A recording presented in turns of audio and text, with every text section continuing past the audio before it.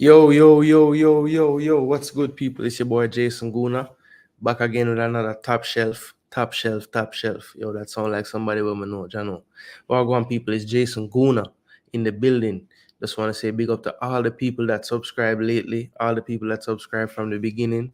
Really appreciate the support the channel been getting. You don't know, people will come online when we can. We're a family, man. We have the family. We have to do things with the family. I have to pick up the family. I have to go places with the family.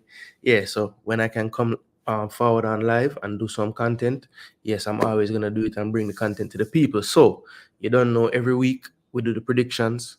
We forward back and see how people did. So we're definitely going to talk about that. We definitely had a runaway winner this week. So we're going to definitely discuss that and see who took home the prediction boss title this week.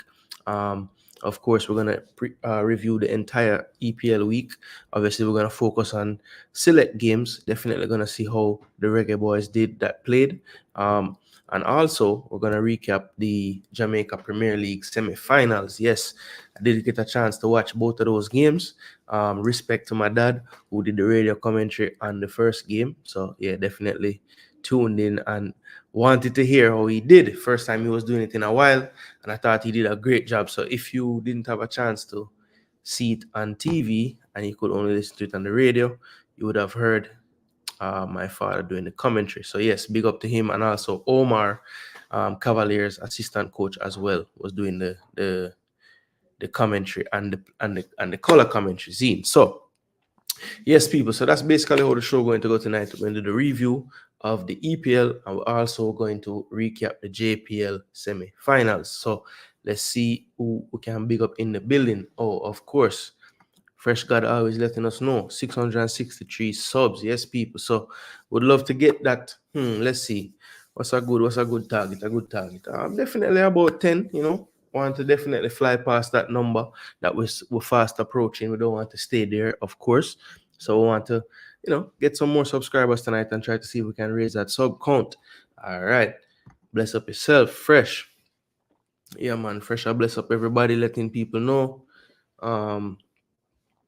Yeah, so the sub count growing, people obviously liking the content. Yeah, man, if people find it, they find it interesting, they find it entertaining enough, they like to talk about football, break down football, talk about things, Yeah, man, I'm going to like the channel, you know what I mean?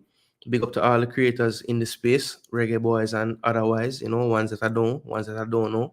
Big up everybody that putting out content, as long as, you're doing it for the right reasons and you love the football. Yeah, there's no problem. You should just put out the content if you feel the need to. You know what I mean? Float management. Bless up yourself, float. Big up yourself, float. Yeah, so let me share the content, people. So yo, how was everybody weekend? My weekend was pretty good, Definitely a good weekend for me. Gunners got 3 points. Old Trafford. I think it's only the second win in a while. I think it was 2020, the COVID year. But that's only 2 in the last 20-something years or something like that. So definitely a place that we don't normally get 3 points, but we were able to get them this weekend. Was a tough game, tougher than a lot of people expected, but I think Arsenal didn't play their best, and I think Man U played better than they have played for the majority of the season. So put those two things together, and that's what happens. But I will say one of the differences, and I think one of the reasons why we're still in the title race now, is because the defense is a little bit different this season. A lot harder to breach. I think the belief is higher as well. And overall, yeah, just a tougher time when you face Arsenal in terms of making chances and, obviously converting them. Omar Fowling, big up yourself, my brother. Respect for joining the show. Yeah, man, we're in the building, people. So, yeah, let me just share this real fast. Bear with me, people. Yeah, man. All right, see it. Let me just share this around the place a little bit. Make some people know so we're live. So, yeah, we're going to jump right into the game. Them at Chile, big up yourself, Casemiro shaking my head. Yeah, man. Casemiro let down all the United fans. But it's funny, because some people refuse to really blame Casemiro. They put in everything on Ten Hag, because he's playing defense, central defense, and I think some people say like that play was like an effort thing, like he didn't run out fast enough. But I think it's just, when you play that position, you don't realize how important it is. I mean, obviously you have to realize you're a professional, but I think sometimes the game is about instinct, and that's just not his natural instinct to be back there playing, you know what I mean? So I think that played a part in it as well. Keeper still look shaky with the ball. Yes. And it's weird, Omar, because there's certain times when him get the ball and him don't look shaky, but he does have that playing him, every now and again. Obviously, we saw it against Spurs. We saw it against Bayern in the first leg as well. The decision making and that long ball that came over the top, long pass, I should say. Why? So yeah, it's a funny one, Omar Fowling, because I think a lot of the things he does make me feel great. I think on crosses, he's really good.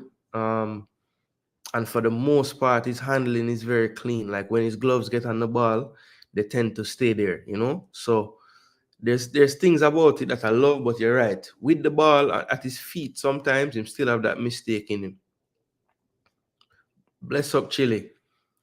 Chile actually never do 3 bad this week, We're gonna find out if he did win though. He never do 3 bad. Omar said, JG, Fernandinho used to do that for Man City. Yes, Fernandinho did used to do that for Man City, but maybe we're seeing the levels between the two players. Not taking anything away from Casemiro, because obviously, 4-time Champions League winner, big baller, but Fernandinho might have a different level as far as the IQ. And to be totally honest, Fernandinho did make mistakes playing CB for City, so it wasn't like it was perfect. I get that, but Casemiro have to do better, man. I just asked it for one game and he played the whole England onside for the goal. Yeah, because him was, to be honest, him could have played him the ball right where he was, But Onana decided to go long. But him have to pre that and run out faster. I mean, it wasn't, I couldn't even call that a jog what he was doing. But Havertz IQ up, because him pre it from early. I see my ball for the ball.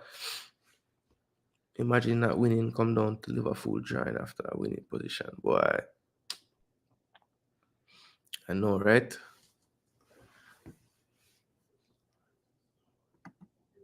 Casemiro been doing these foolishness all season since he returned from injury. Yeah, to be honest, it looked like him and the manager fall out or something, Because I don't know how he move so. It looked like an effort thing, even the play there. Him never him just never, I don't know, him never spot what go on and just run out with the rest of the line. It was crazy what the man did there, so I don't understand it at all. But we're gonna let's just look at the fixtures, how they happened this weekend, right? So I know it seemed like so long ago, especially I have to talk about that game obviously today that happened. That was a crazy game. Aston Villa and Liverpool, really I would say almost an instant classic just in terms of the action, right? Really top game. Both teams end-to-end stuff. A lot of big chances in the game. Yeah, man, just an entertaining game for the neutral. And, one that obviously if you're pulling for Villa, you're probably happy to just get the point, And at this stage for Liverpool, obviously they probably don't think they can win the league still. Mathematically, it's done now for them. But of course, from that winning position, they would want to get the 3 points. So, yeah, we're definitely going to talk about that game. But first and foremost, the first game of the weekend, did a really late show the night before this game, and I remember waking up a bit late for it. And I think the score was already, I think it was 1-0 by the time I turned the game on. And of course, you know which game I'm referring to, people. We're talking about the Citizens who traveled to face Fulham at the Cottage. And of course, going into this game, I was hopeful. I think this title race really threw a big wrench in my predictions this week, because even when I was picking them, I was saying, these are picks with my heart and not with my head. And yeah, that was definitely the case. So obviously this was the Man City versus Fulham game. Obviously a proud moment for one of our reggae boys who, I think this might have been the third time or fourth maybe leading out the team this season. Bobby Reid did wear the armband on the day, which was excellent for him. But of course, this game ended 4-0 to Man City. So they piled on the pressure, also cutting down the goal difference. I know that someone who I would like to say we have some spirited discussions from time to time. A lot of you probably know him. He has his own platform, JD. I Maxi Football, we Maxi Football. He was telling me a few weeks back, I was telling him at least we have in our back pocket, that so-called extra point, which is the goal difference, advantage. And, he was telling me, boy, after we bag up this team and smoke this team and, I'm going already, it will be cut down. And I was saying, no way, because Arsenal will be winning and doing the same. And of course, they were able to cut into that by 3. So now it's only a 3 goal difference gap. So, obviously they have Spurs coming up, and we're going to talk about that briefly once we get to the end of the week. Just try to predict those games. Obviously, we won't have a league table or anything for these couple of games in the week, but we do want to discuss and see if we know what's going to happen tomorrow. So, but anyway, back to this game. As you see, people on the screen, it ended 4-0 to Manchester City. Goals from Vardial, who is currently the best winger in the league. Crazy. The centre back they bought, playing left back and scoring goals better than many, a lot of teams spent a lot of money on forward players or attacking players. And the way how this man finishing some of these goals, I think he's worth more in that role than a lot of the people that they bought to play that role. So yeah, he's on fire lately, people. Vardiol scoring every week. Foden again in the 59th minute, and Man City got a penalty. And obviously, if you didn't watch the game, you would think Haaland scored it, but Haaland did exit the pitch, and so Julian Alvarez put it away to make it 4-0 on the day. So let's just take a little look at the individual stats of Bobby Reid. Yep, so Bobby Reid did play the first half of this match. 45 minutes played, 17 touches. He was 6 of 9 for his passing on the day. Tried one cross, was unsuccessful. Ground duels, he had 2. He won one of them. Won his only aerial duel. Lost the ball 5 times. Was committed 1 foul, and he did have 1 tackle on the day. So a 6.5. Obviously, playing City, it's always going to be, it's probably not going to be the best statistical day for you attacking wise, especially if the attack momentum looks like this on the day where you barely see some green on this chart. So of course, Man City are in championship mode is what I would probably call it right now. Just the way they're moving the ball in midfield, the build-up phase, teams just can't really get close to them. Fulham, not a lack of effort on their part, but just the movement and the positioning of the players was top-notch on this day. And it has been really for the last 3, 4, 5, 6 games, to be honest. When you really watch even the games they played against Real Madrid, you can see, I think those games, it was almost a raised level just overall of the game. And Man City definitely were able to, raise and set that standard, So Right now, I just think they're really, really firing and clicking.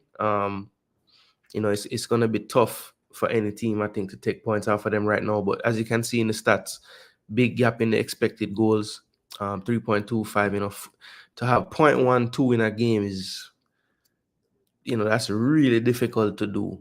In terms of, that's hard to play a team for 90 minutes, and for them to have that little expected goals is crazy. They only had one shot; it was on target. Man City, on the other hand, had 16 and 9 on target, 7-1 on the corners, 5 big chances created, and they did miss 2. Fulham, of course, did not create any big chance. Overall, just almost like a practice for Manchester City. No disrespect to Fulham, but just too good on the day. De Bruyne, Silva was at his best on the day, to be honest. Just picking apart, finding the passes, Foden getting his goal. Kovacic, who I think has been one of the keys. Probably not a hero when people talk about Man City, but I just think his addition in the midfield next to Rodri has really just given them a whole another dimension when it comes down to them keeping the ball. He's one of those players that definitely fits into them, even though he hasn't been there. He almost, like, if you wanted to find a player that could fit into Man City, definitely he would be somebody that makes a lot of sense. Very, very comfortable in tight space on the ball. So it's working out really well for them. So Man City keep rolling on, people. I don't really know if that's going to stop anytime soon. Well, let me check in with the chat and see what everybody's thinking in the chat. All right, so see some more people checking in the building. Respect people you already know. Like the video, subscribe to the channel if you haven't already. If you're just seeing this for the first time on the replay or anything like that, I am Jason Gooner. This is Jason Gooner TV. Just getting started out, people, but yes, definitely a football lover, fan of football, and if you are as well, this is a great channel to consider tuning into. You know what I mean? Man, them a war about Liverpool. Title rates, Havertz and Trossard coming up clutch. Sad for me, but I have to respect it. Yeah, man, I try a thing. Ballheads TV, bless up yourself, my brother. Respect for being here, Duckland. You did decent. He did decent. But we're gonna find out if he did well enough, All right, so this was the first of the head picks. No, the heart picks and not the head picks. So I went for a 2-2 draw. Wishful thinking, I didn't even really believe that pick, but I made it just to feel like, I think only myself and Next Up Sports Talk didn't get this one right. Everybody went for the victory for City. Sandre actually got 4-0 correct. So good work there, Sandre. Chelsea fan. Bro, he needs to be fighting for first place and Champions League every season, and he dropped to this when he was a serial winner, lose interest, and if I ever drop significantly. Demo, I laugh and I say, poor me.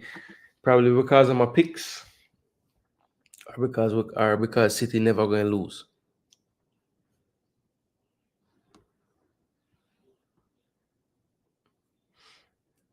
Oh, and I talk about the game today.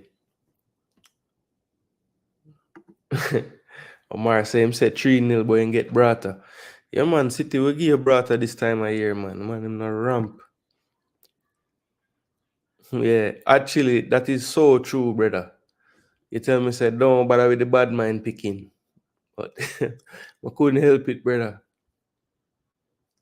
Fresh God say him never even wake up at all. Yeah, I'm overs, brother. I'm almost to that, but wake up and see the one love and see how the game are going. I'm say, Jano, this not gonna work, Moniz can't even get a one breakaway and make the crowd cheer, and nothing like that, brother. Imagine if Chelsea never lose 5-0 to Arsenal.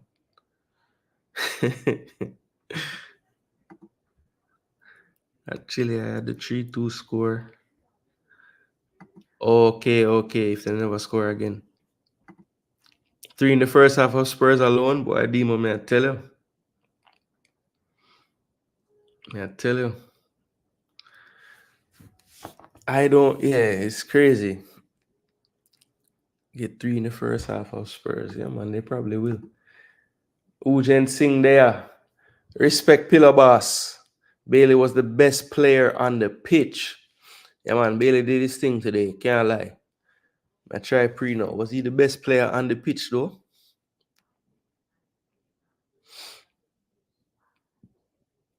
They have miss a bag of chance, but him play good still.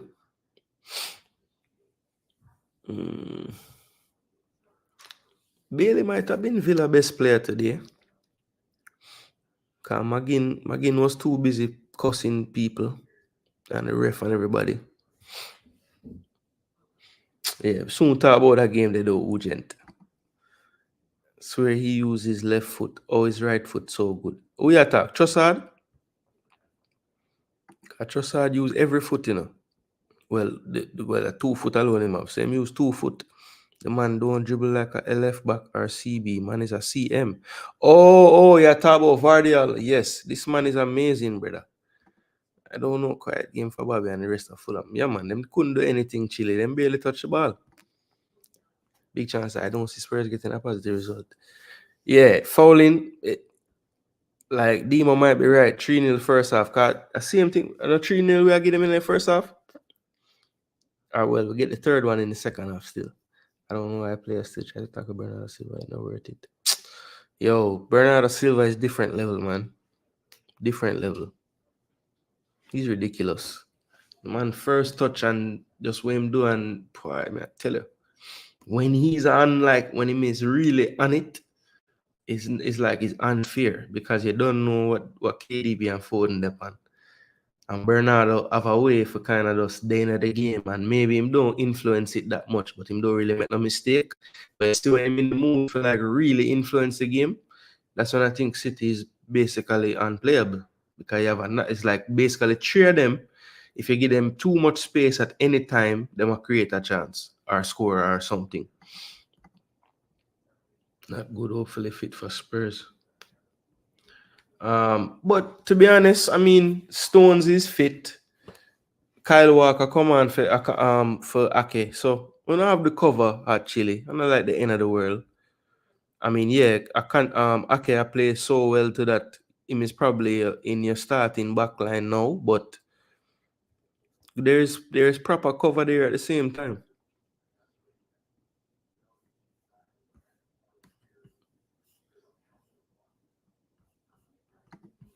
Please help Arsenal with a draw. Yo, Travis, may I hope and pray, my brother. So Travis, you had a really good week, you know. You're also in the running. So I'll see how it pan out, Travis. But I know say a couple game mess you up with your over 2.5 though.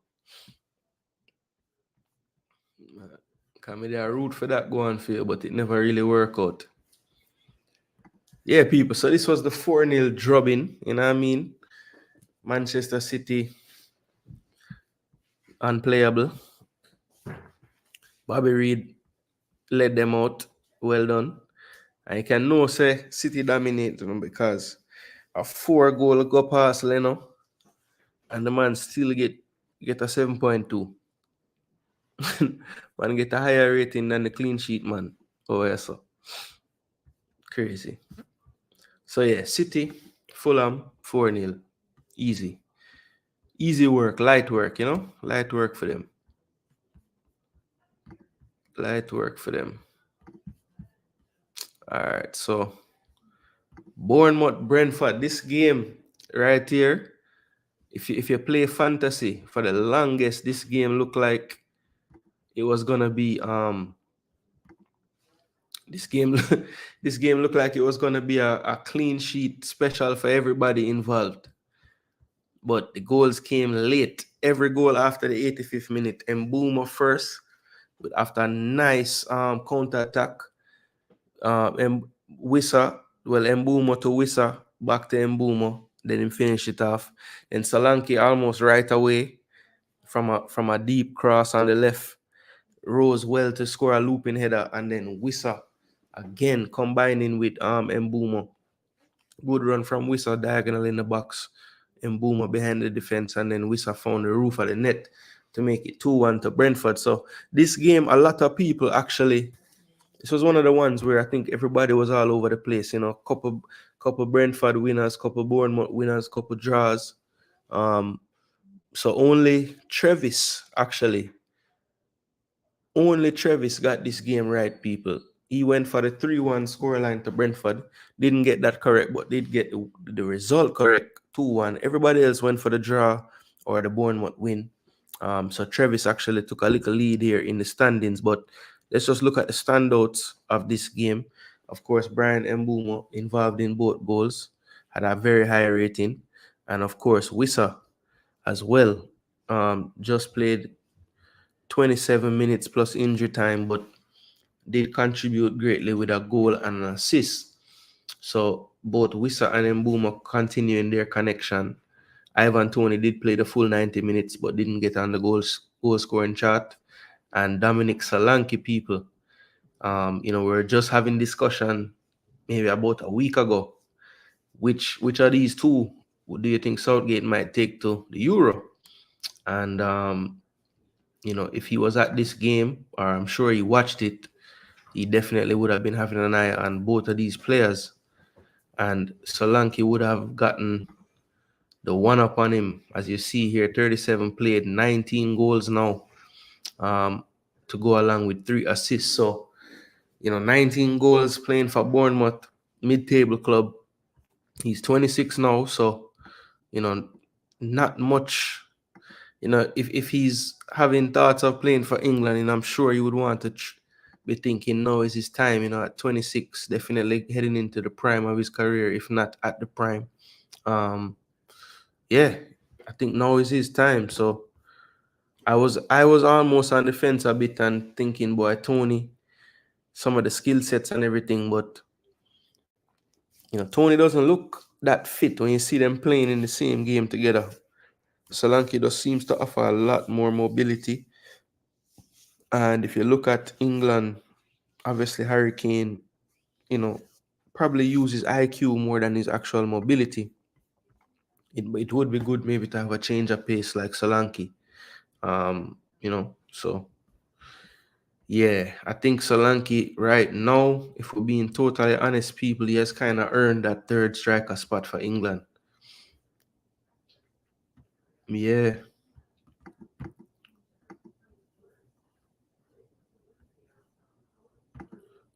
We have cover, but Ake is big miss, especially against Spurs. Yeah, I think it's just another quicker player on the back line. I guess if there's one weakness that City could have, because they have the ball so much in possession, obviously they're pushed up the pitch, and if you can turn them over and go over the top, that might be a good strategy. I think that's pretty much what Arsenal was doing with Havertz up top, just playing the long diagonal and trying to get in behind them instead of trying to build through them. So you might be right there. But when you look at Spurs front line, I guess Son, but they do have some speed on the wings. Brennan Johnson. I think Werner is out, but Kulu maybe not a speedster, but maybe that's what might have been hurting them lately. Because it was looking kind of more dangerous with the Werner and Johnson on the wings, just two basically sprinters. Travis can't beat me this round, LOL. Duckland, we shall see, You see him just take the one up. All right, the next game on the list. Just gonna touch upon it briefly, people. Premier League. What is? All right, Premier League.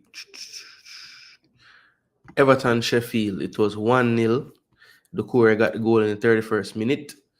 This game right here. Pretty much nothing could happen for either team. Everton pretty much safe at this point. Sheffield United relegated as well. Let's see. Everton quietly has been keeping a lot of clean sheets lately. It's getting close to Euro time, so Pickford is, readying up for England national team and the Euros. Yep. So that was the day. Sheffield definitely when you look at their squad, you must say, you know, they would have been a prime candidate to go down. There's not much, you know, obviously all these players are good there in the Premier League, but when you stack them against some of the other teams in the league, it's kind of clear to see why they'd be going down. Last game's next Sunday, the 2.5, I got work. Yeah, man. Keep trying. Danny Dread, bless up, you know. Respect for being here, Danny Dread. I have to make sure say I get the call-in section, you know, cause Danny Dread are one of the legendary caller them on all the platform them, you know, I tell you. SD, man, you're doing horrible this week. Yeah, one of your worst week them. Yo, man, I mean not even know if you know you know Demo, but they're in the cup semi-final right now, you know. So even though I now win the league, man, I try to get that trophy. What do you mean? You have to start somewhere, you know. Anything will do. Cup trophy, league trophy. And Boomer is very underrated. Very underrated. Rob Smith say, up the Villa. Big comeback today still. Yeah, man. As a matter of fact, my daughter play football, right? One of my daughters play football. And one of the parents on the team, obviously, my follow him daughter play football and I get more into the football. And him say, boy, he want to pick a side. So, of course, you know, the EPL, he want an EPL team to follow. So, I tell him, yo, Arsenal, brother, what do you know for, you know, I say, as long as your heart not weak, you can be an Arsenal fan, you know. I say them enjoyable for watch and decide a billion, you know, and it's a good time, you know. And then I say, all right. So next time I see him now, he might tell me say he's a Villa fan. So I say, yo, oh, you come to be a Villa fan? Like me tell you which side for go for. Man say, yo, one day I just there in the yard, I'm bored and I just take a coin and I'm set up a bracket of all the team them. I'm just flip heads or tails and whichever team win advance. And the man said reach all the way to the end and a Villa win. So I say, all right, that wicked still, because if me that give a next team and them would have say, so you can don't know Bailey up on the side and thing. And I say, all right, cool. So today, you know, when I pick up my daughter now, the man see my drive in and the man put out him out of the window and him have on him Villa t-shirt and thing. And I say, yo, what a game, man. The man well excited, brother. Football just turned the man into an idiot, brother. The man is like just true.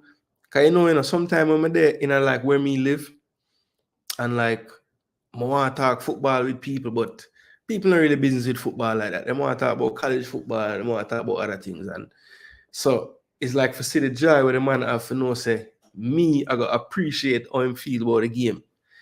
The man I got crazy about the game, brother. The man love it. The man say, yo, that was incredible game and this and that. And yeah, man, people. So joys of football, you know.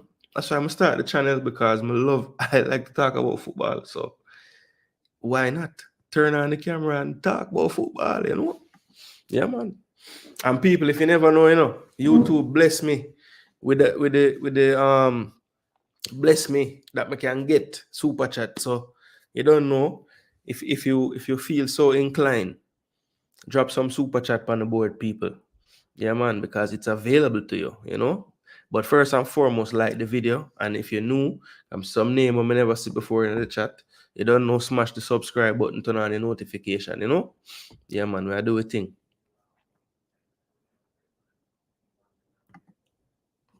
Yeah, man, it look like you might get the prediction belt for the week, you know. Championship belt.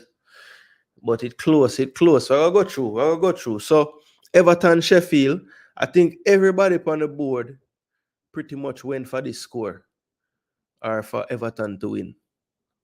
Yeah, everybody went for Everton. We did have one person predicted perfectly, and that was Brian Stevenson. So big up yourself, Brian Stevenson. I think you're in the building, but hopefully you catch a replay and know say, yeah, he did get that one there right. Everybody. Bless up, next up. Yeah, man, we're there in the streets next up. This is the first game you get right, by the way, next up, car. Look like you're rusted a week, yeah. But me can't talk. Cause my pick them did horrible, brother. After the first one me win this week too.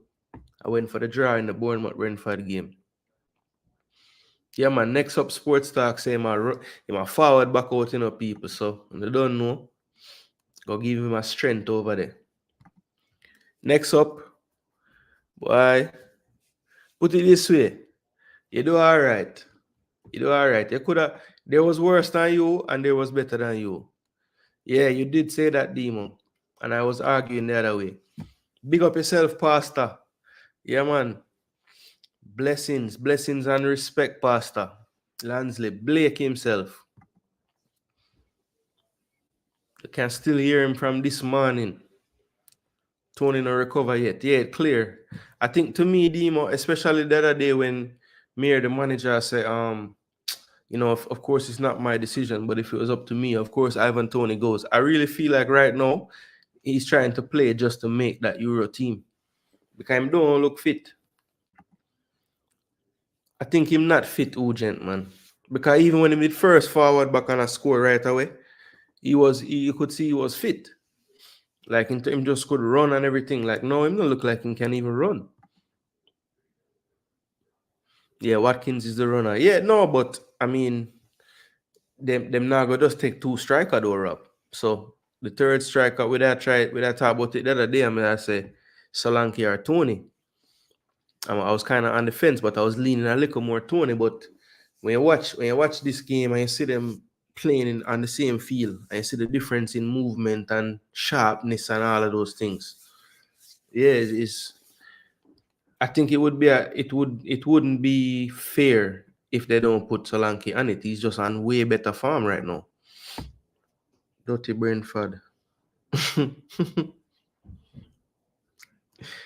Yo, Brentford is a team that's kind of hard to predict, you know. Because they will get results and then, you know, don't get a result on a random day, you know.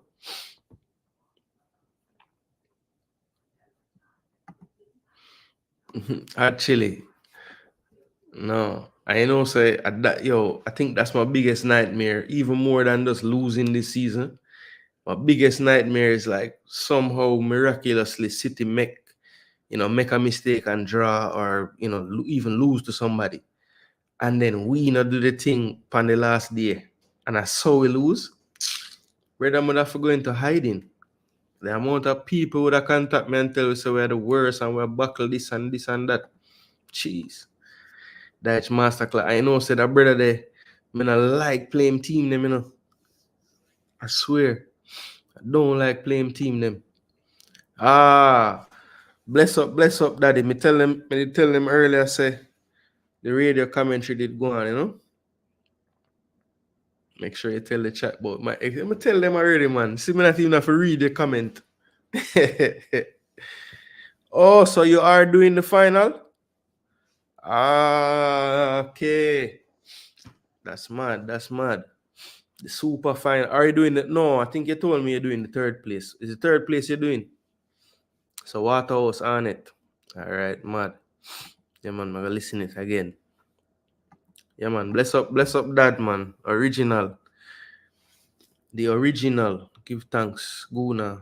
Pay your money. Promote the channel. Ooh. Gooner pay your money if you promote the channel.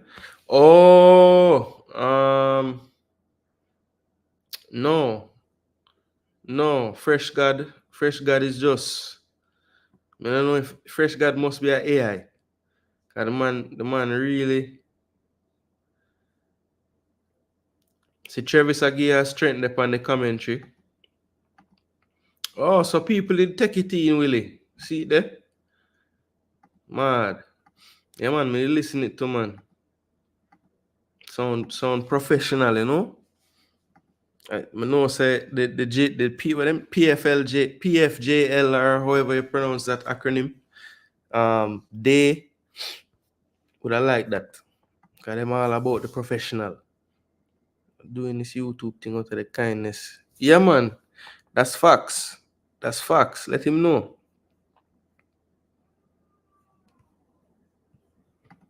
As long as them don't lose by more than 2 goals. Okay. Blessings to everyone. Bless up yourself, Santini.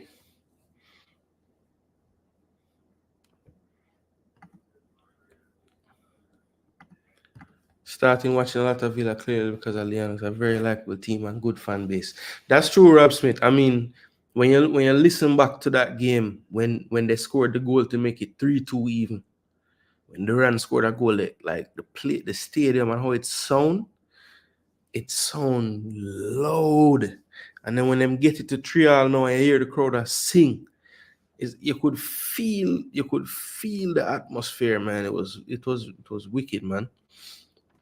Yeah, I should have, like, I can't even explain how excited the brother was when him see me. And him jump out of the window and he must say, yo, look, man. And him have on him shirt and, yo. Yeah, man. Joy. Football is a joy. Bet on Solanke over Tony. Yeah, I think your money would be safe. Yeah, the third place. You did tell me the third place. Yeah, Demo, he did the first semi-final on KLAS. Sherman Scott, one done. Clarion done. Big up yourself every time, you know. Watch Chippy protect the ball and make some passes. I ask myself, is our attackers just not making the runs, or is it system Jamaica plays? No, I think Chippy attempts to make those kind of plays for Jamaica, but it comes off every now and again, but I don't think it comes off with any consistency.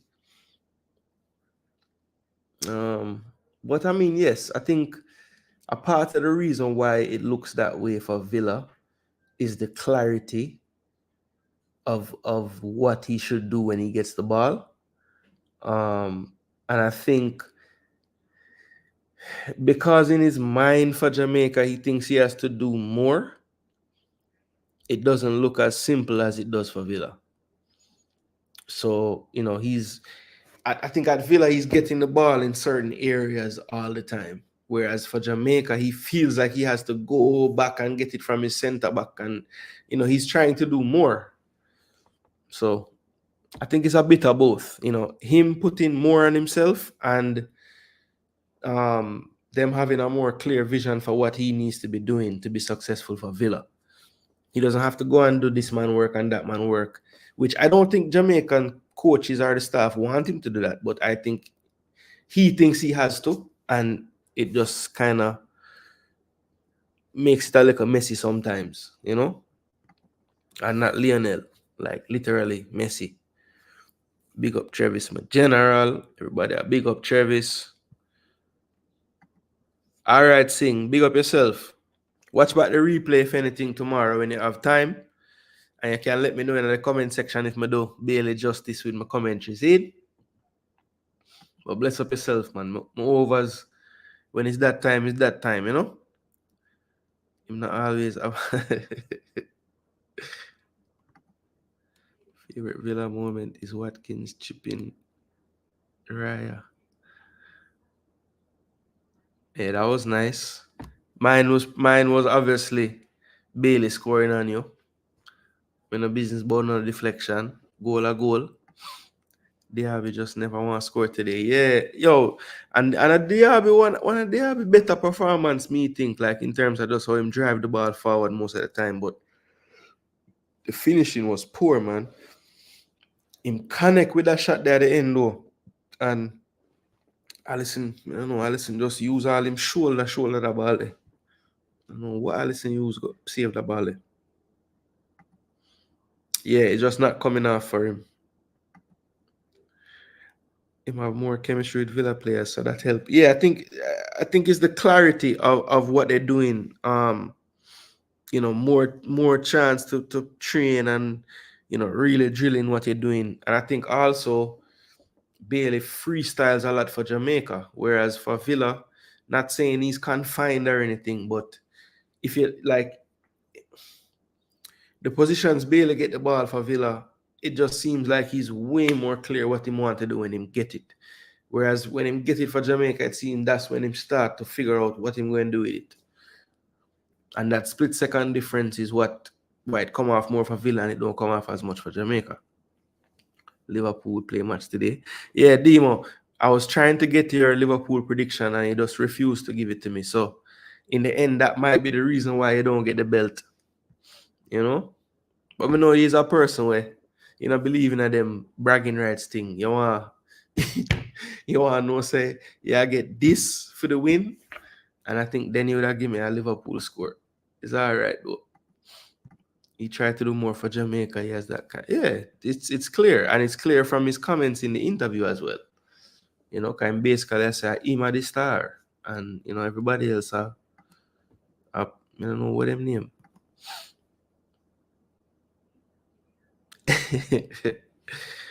Him well I know say on a play, man. But yeah, him did say him on a sabbatical, but it's difficult, you know, Demo, because I know he love football, you know, so I know he did have all one eye pre it, you know. Yeah, he put too much on himself, Travis. Way too much.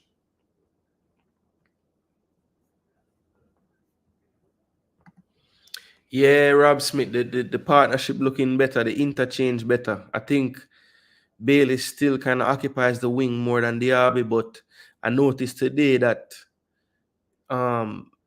they were, it was a lot more fluid how they were, their movement. You know, sometimes Diaby was even dropping so deep. It's almost like, yo, one thing, you know, Diaby was almost doing both of their roles at times, you know. Because I see my run past Bailey and I defend. And it's like Bailey was the one that Emery said, yo, you stay for the counter and link up with Ali. And Diaby, you go help if you need to.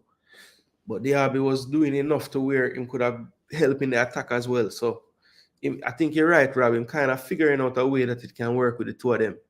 I think it kind of been forced on him with the injuries, but Emery, a good coach, him kind of figure out a way where it can work. But I think you still see where defensively it's a problem, because this whole time with Bailey and him playing, look how much goal they've been conceding in almost every game.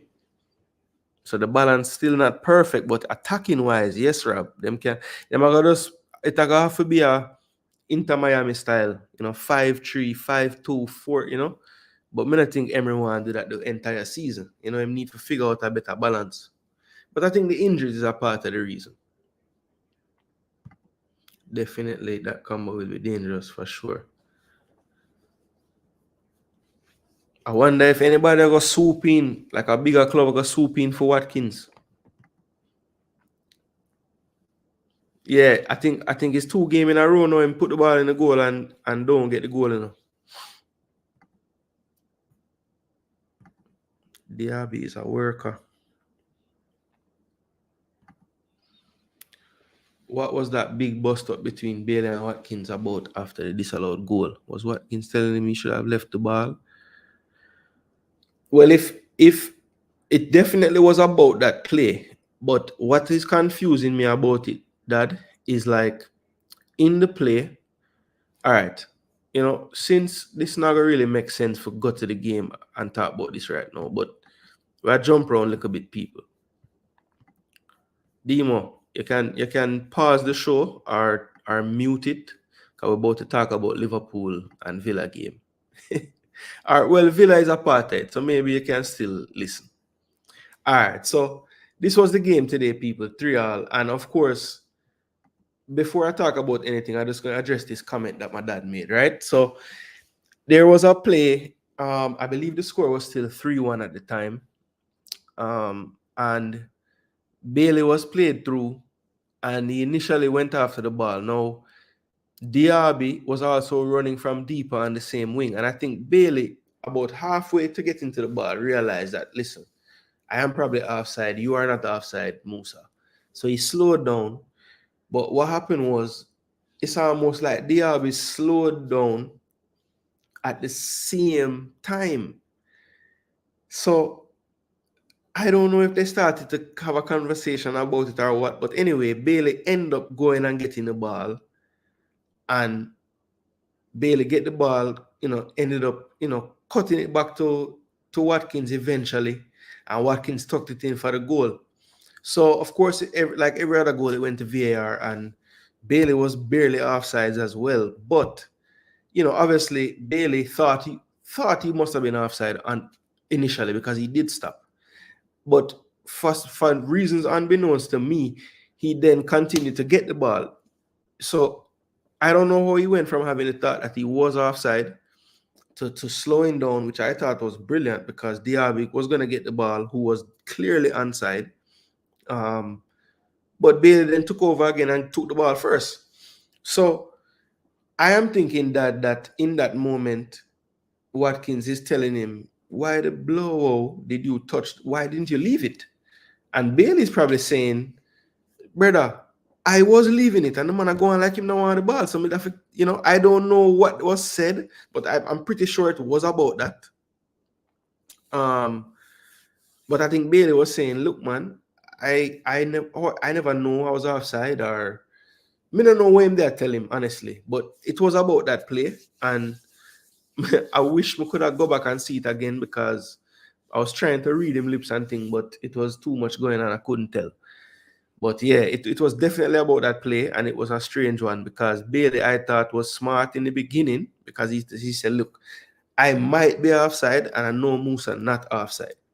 But then in the end, he still got the ball, and it ended up being offside. So, strange one. I would love to actually talk to the ball and just ask him, like, what was going through your mind on the play? Like, did you talk to Musa before getting it? Like, what was that about, And ask him, obviously, if he can share it, what was said with him and Watkins, No, it wasn't no Watkins offside. It was Bailey. When Watkins would have been offside, Bailey cut back the ball to him in the middle. Yeah, but that was extreme. It was both extremely. They were, well, I couldn't really see Watkins' facial expression, but Bailey looked very angry pretty much in the moment. Yeah, that's true. Yeah, I think Rob, that's what I'm just saying when I was talking about. It's like at some point Bailey said, well, if you're not gonna get the ball, I have to get it because the defender about to get it, you know what I mean?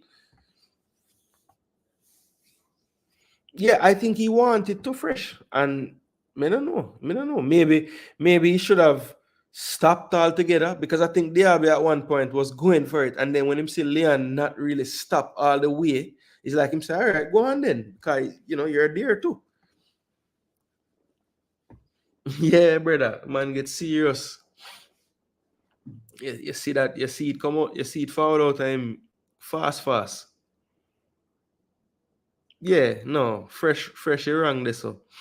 It was Bailey that was offside. Yeah, I think the best thing that happened for Bailey and Watkins was that them equalized the game, because if them ever lose a game then go in vex, no one of them would have bring it back up. And then no, it wasn't him.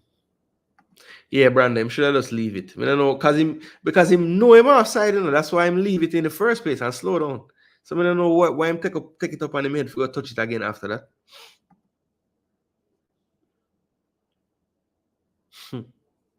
They said 2 yard, man. Ali Watkins a yard too. Mad. Oh, that's a good take, Speng. Like him, I said, boy, if you did a pre everything, why never, But I love to know what Bailey has said to him though, because come see him say don't try that or something one at a time them.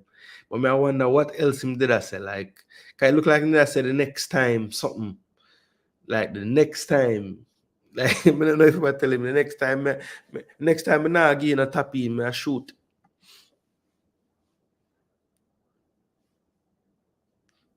Yeah. But Rob, at the end of the day, Rob, why if Bailey, all right, Bailey no fair tell the man, get it, Musa, get it, because I can't, like how him end up stopping and then getting it still. I don't know, Rob. At the end of the day, I just wouldn't go feet because I know him, like him know him offside. That's why him stop. Oh, no. I think Watkins was probably cussing Bailey for touching the ball. Cause him say, yo, you're offside. And I think Bailey was saying, brother, I never really know. Like, me think so, but I never know.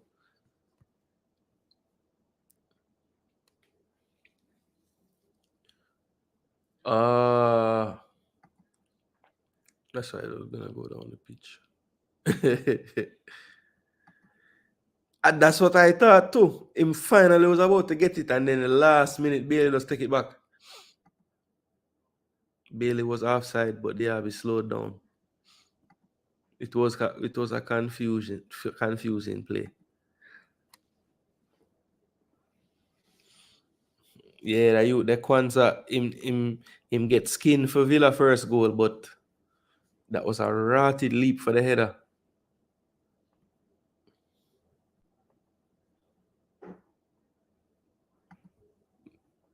Yeah. Okay, next time you try that, a problem. Yeah, but it seem mouth say something about try that again now. Yeah. Yeah. Yo, talk to me right, or don't talk to me, no boy. I want to. Yo, the lip reader them out. It was definitely communication problem between all three. Yeah, well, as me say, in there loud, so me not expect Watkins to send on them here, but Diaby and Bailey did probably close enough so them could hear each other. But if him leave it and wasn't half a trouble, LOL. Yeah, because next thing, yeah, it's tough, and then when you see the VR, Rob Smith, to be honest, it was like I mean, we're talking very close, very, very close. They never shook hands after the game either. Boy, I never see all of them things, daddy. I know Bailey's a very emotional youth, so him don't tell everybody him can't perform when something not right, so hopefully them can patch that up fast. Demo, sorry. The game was an instant classic, man. You should have wait a little bit, I have to talk about the game. All right, so Bailey, we're not going to talk about the Bailey and Watkins war anymore. Let's go look on the stats. So, as me saying, people, I don't look on these stats yet, And what me said today, I want to have a better game than even though I miss all them chances, And even though I miss them chance, look on him score 8.2. All right, let's look at Leon though, because I thought he definitely had a good game as well. 7.4. Did get some touches in his own side of the pitch as well. Of course, Liverpool at times did drive them back a bit. I'd say early first half to middle of the first half, and definitely, before Villa had that run of goals at the end, they had a good spell in the second half as well. So this was his game by the numbers, people. 7.4 overall score, 90 minutes played. He had an expected goals of 0.16, expected assists of 1, almost. Of course, that one was the how did Carlos or Watkins not score? I to be honest, is Carlos mess up everything, because if Carlos never did it, Watkins just tapping in the ball for him 28 goal. Again, see another goal there, him never get fresh. But yeah, I don't know how they never got that. Brilliant. I think somebody ping one into Bailey, cut in. It was on his left. He got it onto his right foot, kind of beat somebody close quarters, crossed it across the box, and basically Carlos tackled the ball away from Watkins' foot, trying to throw it in the goal. So that's why the expected assist is so high. That's pretty much from that play right there. And that's the one big chance he created. He had 3 key passes as well, 16 for 21, 76%. So good accuracy, 43 touches. So was pretty well involved in the game. 13 times last possession. So that's good. Bailey, somebody that sometimes for that amount of touches would have lost the ball a lot more, but still created a big chance, had 3 key passes and had high accuracy. So he was using the ball well on this day. 5 of 7 on his dribbles. So again, very well done. I remember, let me see. I think somebody else, I remember looking at some stats. I think Garnacho did something similar in the game against Arsenal. So obviously, Bailey had a lot of success dribbling on the day. One off target shot, none on target, and 2 shots blocked. And he did miss one big chance on the day. He was 8 of 14 on his ground duels and 1 of 2 on his aerial duels. He committed a foul, was fouled twice, and was offside once. And he did register a tackle and was dribbled past once. So that's how he got that 7.4. So You know, honestly, the big chance probably brought him down a little bit, but still a very good score, 7.4. And let's compare that to the DRB 8.2. You know, he did register the assist, so that would have given him a boost. Accuracy on the passing pretty similar. He did have more key passes and he created one more big chance. And how in the world did they not give this man a big chance missed? Yo, no man. I forgot stop look on this thing, you know. How the man that get a big chance miss, people? I guess obviously they wouldn't say the one Allison save is a big, but so if a goal gets saved and you never score it, why isn't that a big chance miss? All right, let me look in the chat. Everybody who watched the game, how could he? Yeah, he missed two clear-cut chance. Like, how is that possible? And to be honest, you know, Bailey, all right, but a big chance for Bailey miss.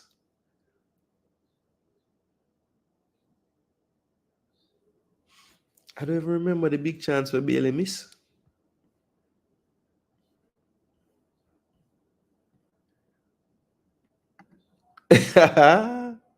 May I tell you? Yo, Watkins know who for frightened, brother. He wouldn't talk to Pinnock, so.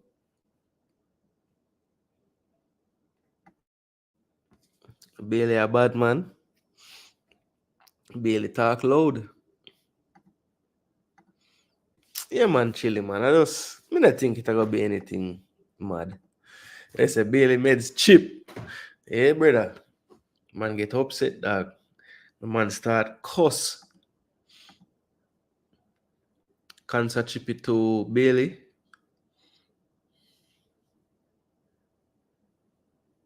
And what, boy, I don't know. Boy, I can't remember that play there. Villa created the better chances to make it 4. Yeah. Once it went to 3-3, they had the better chances for sure. I mean, Liverpool's chances after a while, they were just offside. I mean, some of them were kind of close, but most of them were pretty obvious.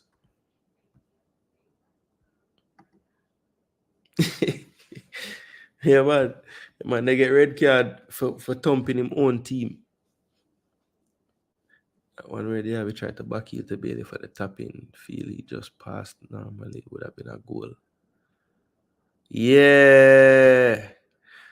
Diaby did mess up some play like that where him just kind of over elaborated it. That's true. The second goal happens because of Bailey.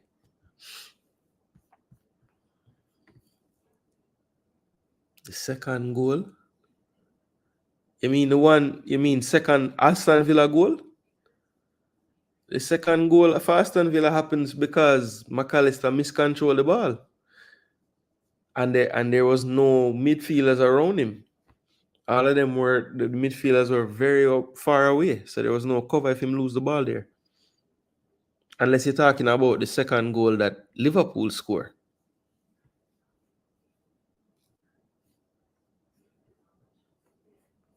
Because he make a pass, a square pass and give it away. But enough things did happen after that still. But yeah, he started the domino. Yeah, him never run back. Yeah, but as I say, like, yeah, because you're right, because Gomez would have been his direct, opponent. Or when him cross it. 20-yard line, good for him still. Yeah, when him kind of kick it, yeah. But boy, if them count that as a big chance and don't give Diaby none, that is wickedness. Yeah, I know which player talk now next up. Yeah, it's him give away the ball for that goal. Miss worse chances than Bailey. He was clearing on goal. Yeah, Cygnus, this is madness. I'm going to email SofaScore or something and say, listen, man, I can't be doing shows and showing people this thing.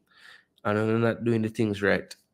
I don't know how, even if they want to tell me, say, the last one wasn't clear cut. When I don't know who played the pass to him, It might have been Tillerman's play the pass.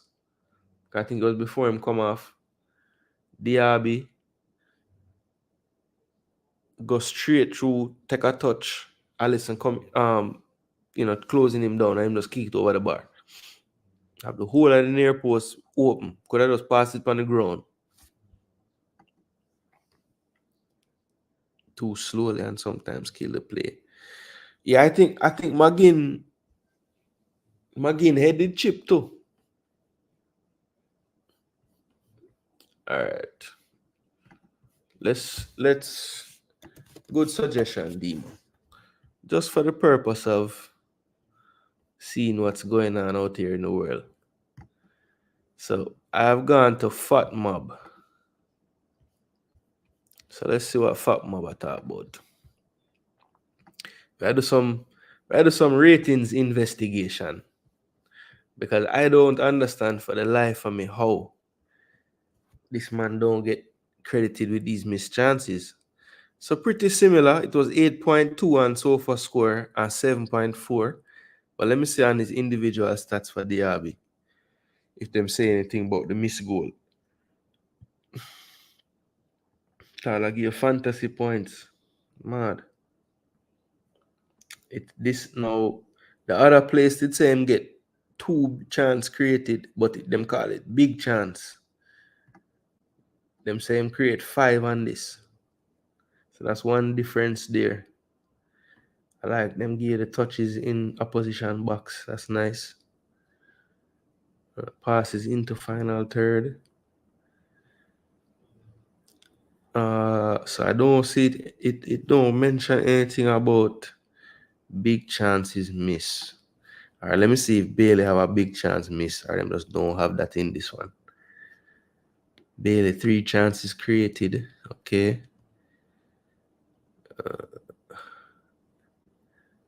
Expected assist is the same. Well, that has to be, guys. It's a calculating thing. So, okay, so both places did not consider those chances a big chance. Well, I need a definition for big chance, because I don't think the Bailey chance should be bigger than the 2 that I saw they have in that score, Yo, McGinn was getting beat up, but did you see the time when McGinn retaliated pan Gakpo? Jeez. Man send him way over there, so subbing Villa teammate more dangerous going forward. Yo, from Duran obviously is raw, but I like him energy, man. I like him energy. And it's a nice option to have when you're chasing a game, to partner him with Watkins, Two difficult players to stop when they're running at you. 10 points Villa took off the top 3. Yeah.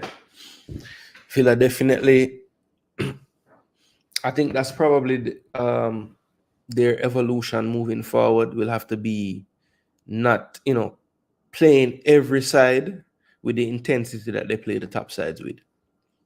Because I do think that they bring the best performances against the better teams.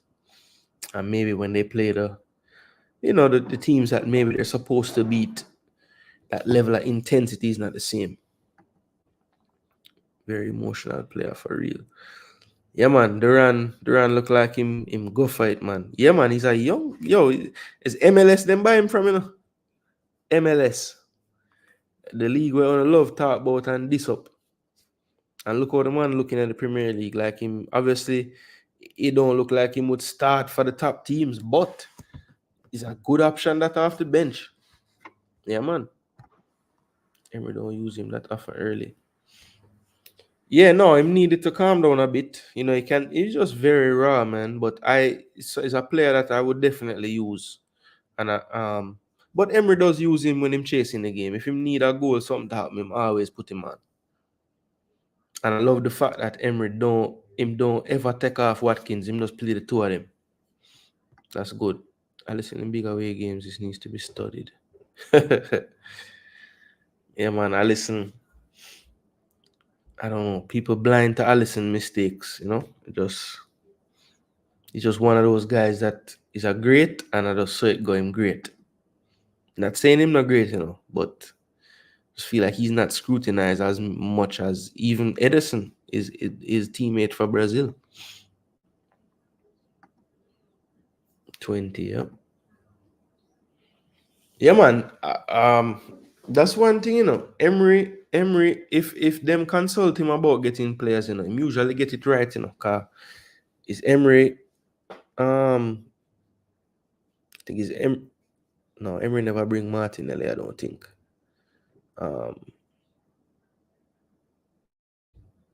But Emery did bring some players that I like, for sure.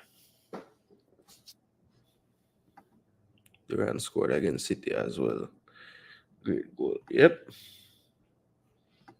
Yeah, man, Chile. Him not get scrutinized, brother. Yeah, that was crazy. The man literally, go like this and the ball hit him chest and then him go for grab it and put it in the goal. Mad. Yeah, Rob Smith. When you look at some of the names that have been out, them could have make a 11 with it almost, Tyrone Mings, Buendia, Kamara, Morgan Rogers, Jordan. Well, can't really count Morgan Rogers, but him out now. Morgan Rogers, Jacob Ramsey. Who else? I think that's about all of them that been out for a long stretch. But yeah, it's a lot of ballers. Doesn't make as many mistakes. There's nothing to scrutinize.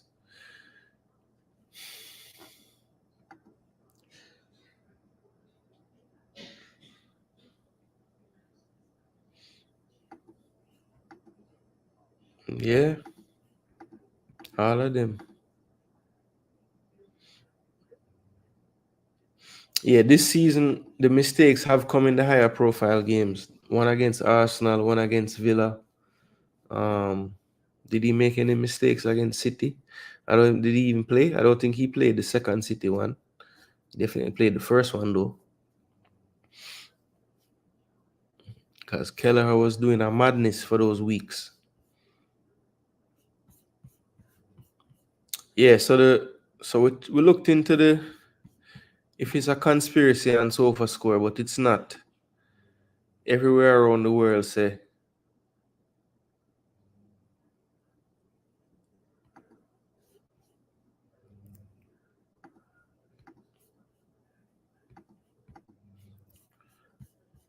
yeah, Douglas Luiz.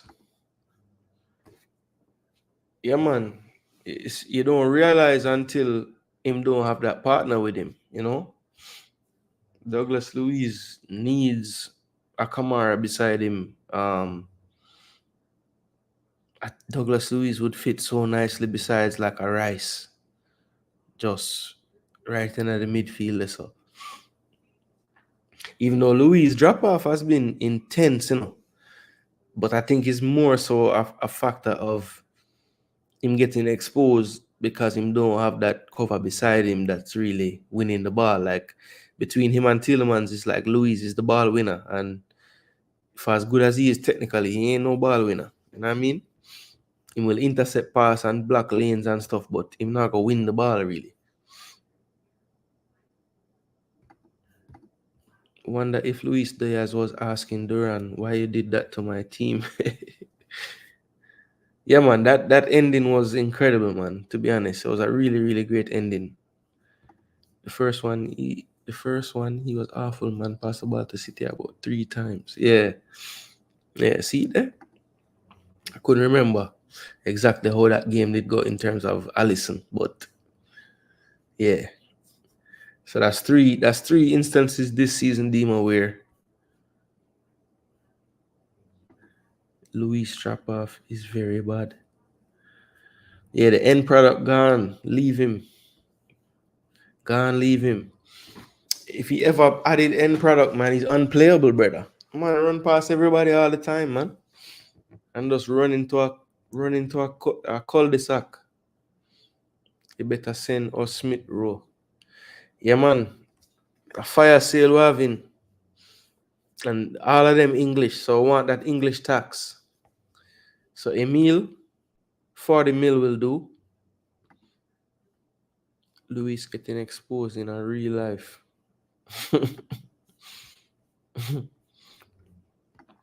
Yeah, people. So real quick, we just go over the overall stats. As you can see, Aston Villa dominated the expected goals. Liverpool had more possession, more shots on target for Liverpool as well. 19-5, 19 total. So more total shots for Villa, but Liverpool was actually more clinical, funny enough, on the day. 7 on target to 5. Let's see. Big chances. They both created 3. Villa missed all of them. Bailey was given one of those, which is crazy. And the other 2 should be Diaby, but so who the heck they're giving these missed chances to?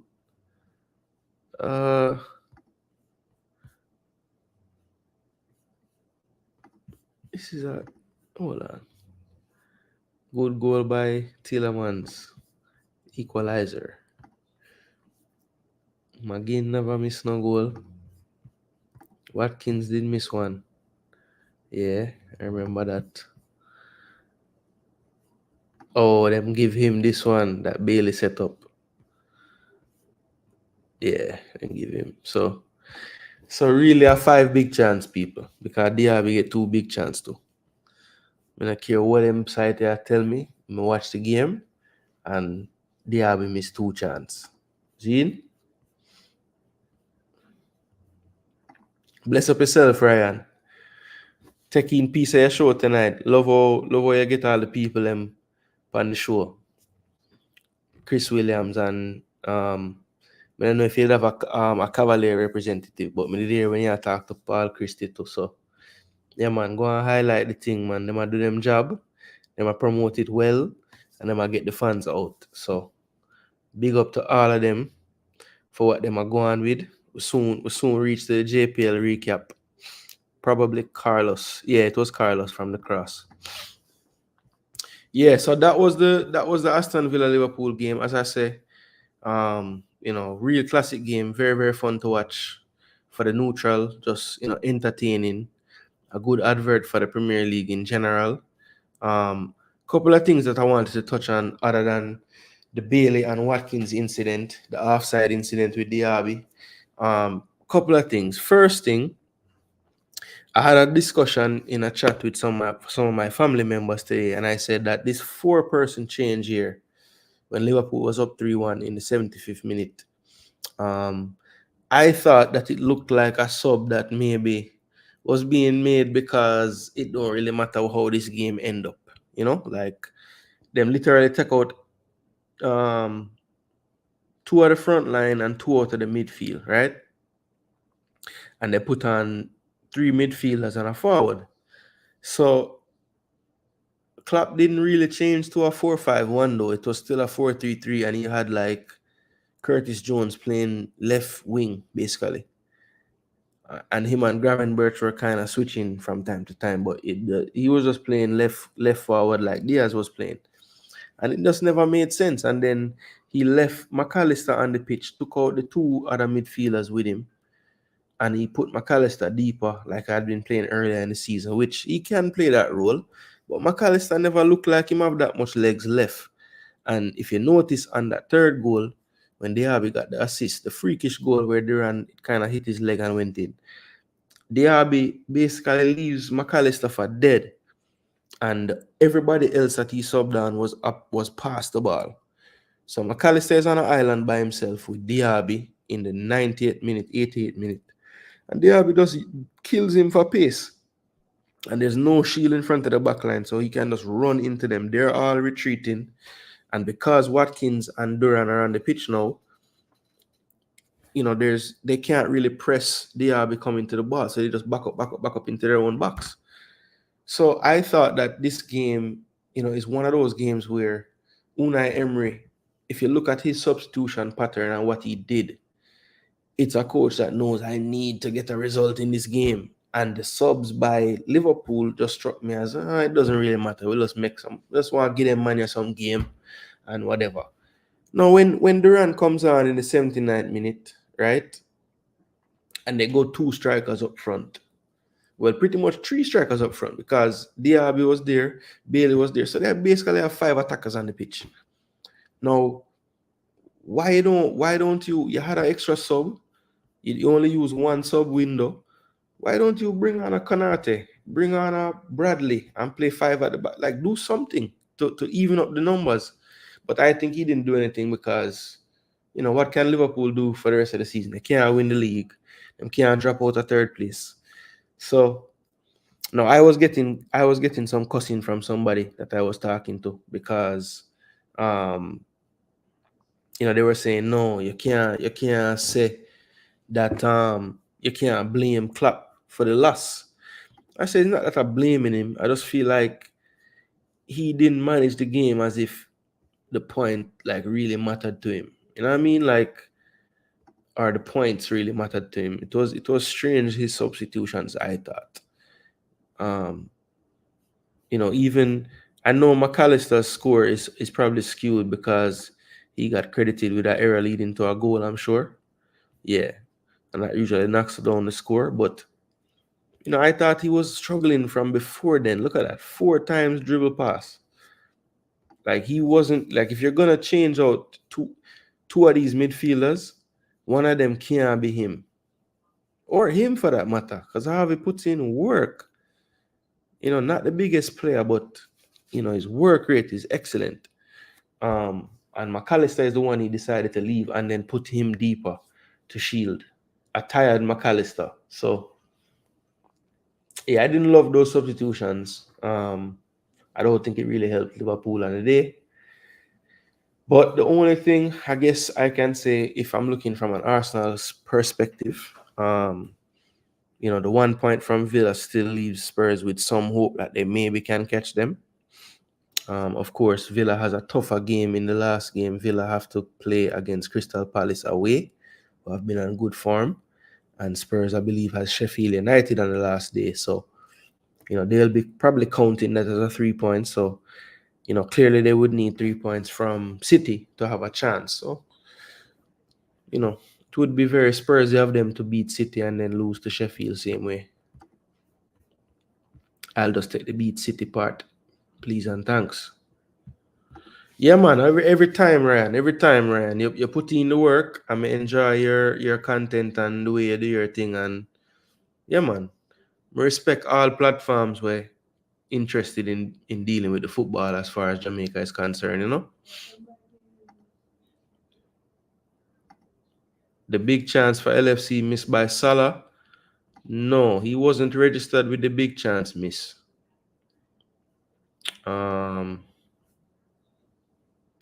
Soboslai missed one of them.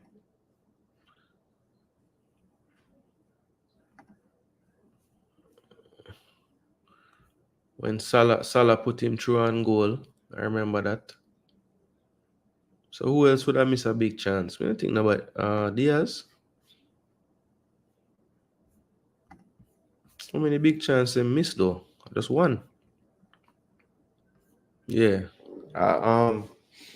Yeah, the one big chance was Soboslai, them say. So me I try to get Diaby miss chance and you I try to get Salah. Big up yourself, Sandre. Yeah, so this one, Dima didn't give a score because he's on a sabbatical. Travis, this was one of the few you got wrong this week. You went for a 5-1 Liverpool, which didn't happen, obviously. And I had the 3-1, and Fresh had the 3-2. We were both close, but not close enough. So, yeah, I don't think anybody got this game right. Rockford didn't give me all the scores, but the 5 games Rockford did, he got 4 out of the 5. So it looked like Rockford should have played the rest of them. And he went for a 2-all in this one. No, Leon didn't get an assist today. Did not. Yeah, he played well. Yeah, the third place should be crazy. No, for third place. You mean fourth? Third place, nobody can catch Liverpool. All right, Demo, respect. Because some you see it, brother. The man, all after the game, after that, how that game ended, I've never, like, Klopp is there standing, smiling, looking at the fans, and, man gone already, man. Man head gone. Bless my brother. Coffee, tea. Forward over my brethren channel. Dancehall news and latest. Klopp just say, I'm done. Yeah, man, I am Coffee Tea. Go give my strength, people. Subscribe. Klopp just say, I'm done. Yeah, bro. You might take the thing for joke. Klopp out with a broken heart, eh? You have PTSD, Demo. That was another game.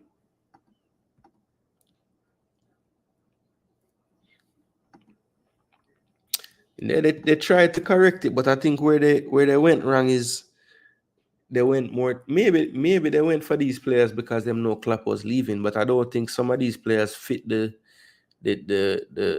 heavy metal style, like the Milners and the Hendersons and to a lesser extent Wijnaldum. Cause I always thought Wijnaldum didn't really fit it, but him kind of just make it work.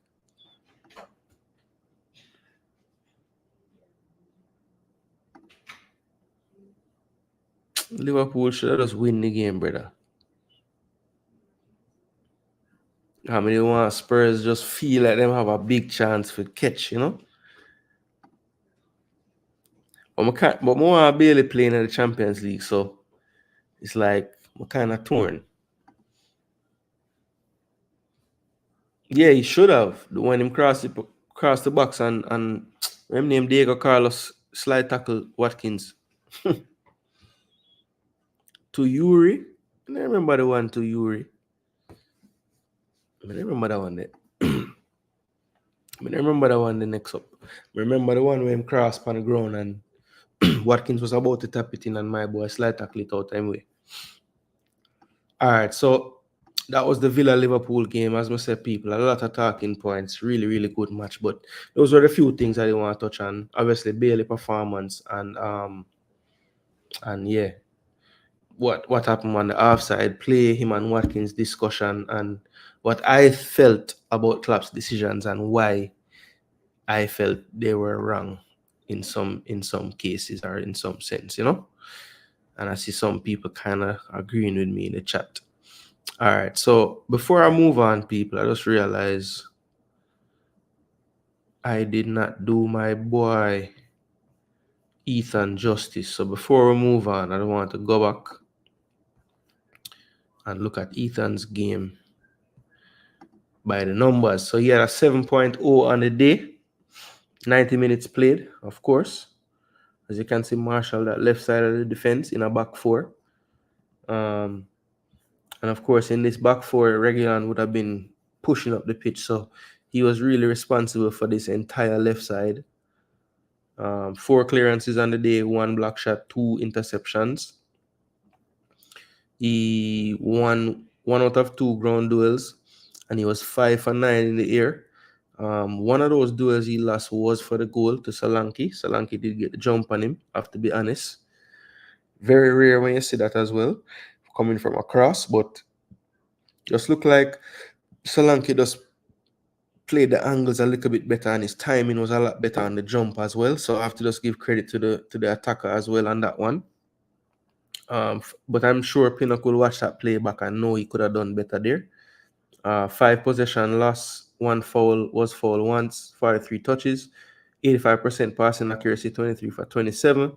Only tried 1 long pass, was unsuccessful, and he had 1 shot off target. So yes, did not want to disrespect the big man, Ethan.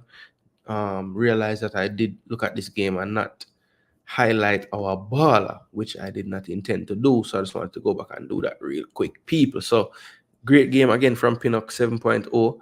Even with that 1 mistake for the goal, still had a green score, which is always good. All right, so real quick, people. Wolves, Crystal Palace, they keep kicking on. Crystal Palace, Olise, Mateta, Eze, definitely becoming one of the best trios in the league at this point.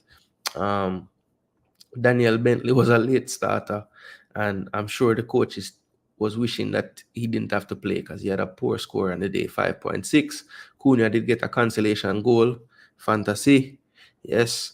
Mateta, Eze, Olise, various leagues are playing people, and I have one of these three in everything, and I have Cunha in everything. So this game, I own all the ballers that score, so that is wonderful. West Ham was winners 3-1 on the day. They got a academy player coming off the bench to get the third goal. Souček and Ward-Prowse as well. Of course, Mikel Antonio played in this one. So let us highlight what happened with him on the day. So three in this performance, as you can see, drifting wide in the midfield area. And then, of course, as he gets near a goal, his touches are more concentrated in the box. So he had 75 minutes, 0.26 expected goals, 2 shots on target, 1 off target, 0 for 3 on his dribbles, 27 touches, 7 for 8 on his passes, 3 of 11 ground duels, 1 of 4 aerials, attempted 1 long pass, unsuccessful, 1 cross, unsuccessful, 88% passing accuracy, lost the ball 12 times, committed 1 foul, was fouled 3 times, and had 1 clearance for a 6.6. So didn't get on the goal or assist sheet in this one. Did put himself about decent passing accuracy on the day. Would have wanted to win more duels though. Only 1 out of 4 and 3 out of 11, not the best for him. Did have that clearance as well. So, Mikel Antonio, 75 minutes, more minutes under his belt. Did not come off injured or anything, just came off in the 75th minute. So, long may that continue. People stay fit, Mr. Mikel Antonio. Newcastle and Brighton, this one finished 1-1. Let's see here. Yep.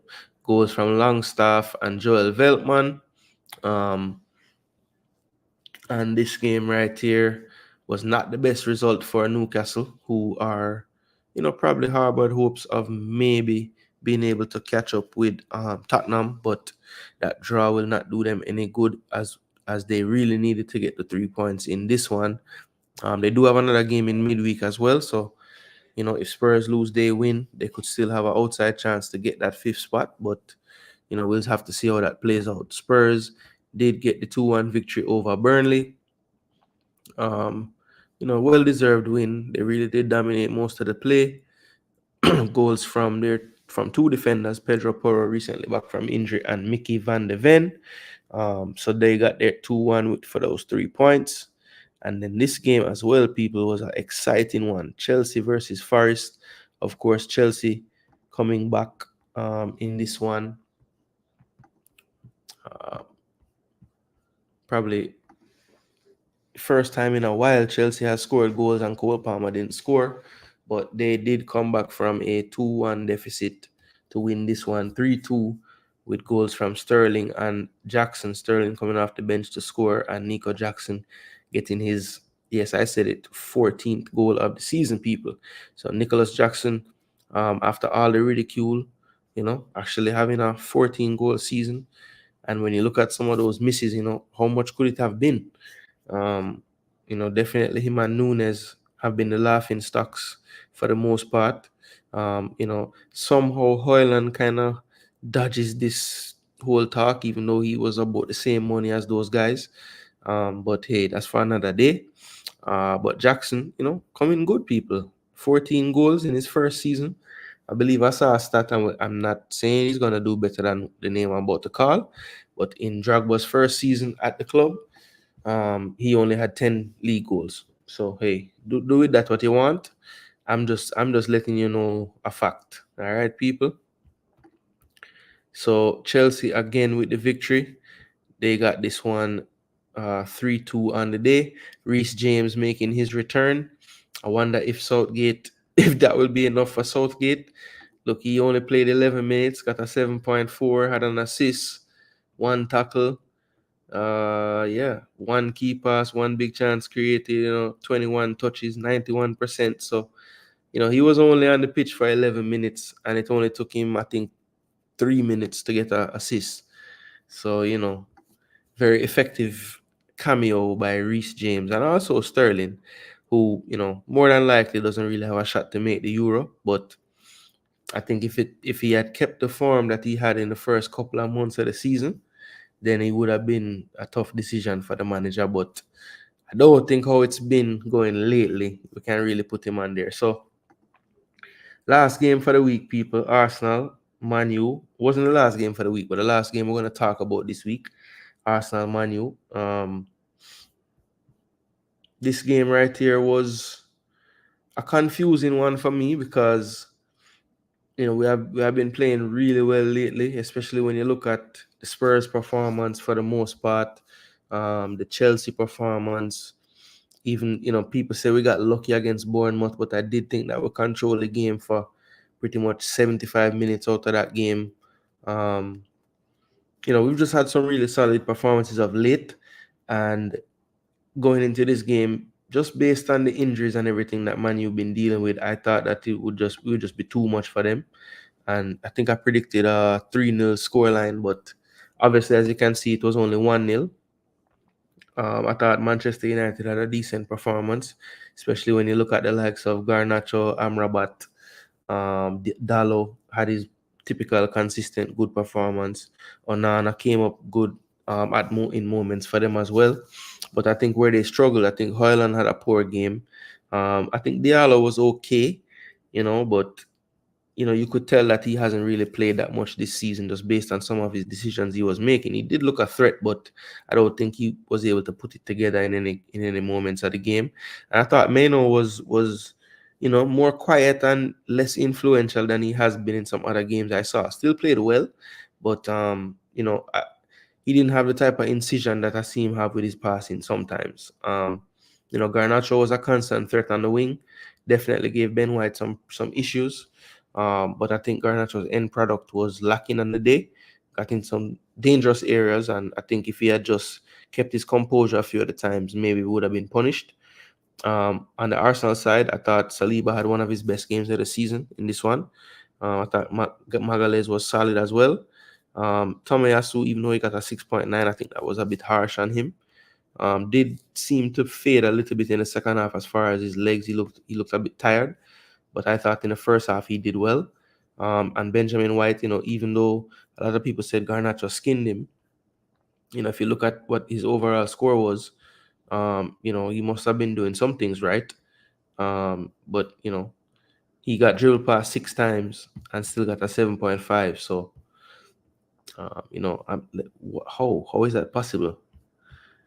I guess it's the 2 tackles, 2 interception, 2 blocks, and 1 clearance that helps. 1 key pass that also helps. So yeah, he did get skinned a lot of the time, but I do think that Saliba bailed him out a few times, and also Garnacho bailed Benjamin White out as well. So yeah, this game, I thought that while I wasn't thrilled with the performance, it really doesn't matter. And for how poor we played, when you look at the overall statistics of the game, Man United having more possession is strange, right? 14 shots to 11, so they did outshoot us. But look at the accuracy. We had 3 more shots on target than they did. We had more corners. We created a big chance. They didn't have a big chance in the game. So those little things, and the goals, the expected goals for both teams. When you look at that, Arsenal at 1.52 and Manchester United at 0.51. So, most of the statistical metrics would lean to Arsenal, but the game was a tight game. There were moments in that second half, especially where it looked inevitable that they were going to get the equalizer. But I do think that when Martinelli came on, we did have a different type of threat down that flank. And we did see him, make a long run, get into the box and force a big save from Onana as well. So, I thought the Arsenal attack at times, especially Havertz, I thought, he did have that one great move down the right to set up the goal. But I thought he was a bit underwhelming in possession in this one, compared to how he has been lately, at least. And then, Saka had decent stats, but again, just, perhaps, especially in the second half, he just seemed to fade a lot in that second half. Was misplacing passes a lot more. I thought this first half he played really well in. I think the second half was a totally different thing for him. And Trossard got the goal, and was pretty good in possession. I remember one time he I don't know what he did to Wan-Bissaka, but Wan-Bissaka basically like slid, like it looked like he was doing the limbo because he just like went back like this. I don't know what he was doing, but yeah, he had him on skates on that one play. But you know, Manchester United, what can I say? Like when you look at this team, when you look at the bench they had, who are these people? I don't know these people. Who are they? I'm sure they're academy youths. Ethan Wheatley is a youth. Forson is a youth. Kambwala is also a youth. So yeah, it's tough times at Manchester United. I saw a funny short video today where the guy said, it was a United fan, and he was saying, what it is right now, right? I am in the Liverpool years. And so the person talking to him said, what do you mean? Like Liverpool fan, what do you mean?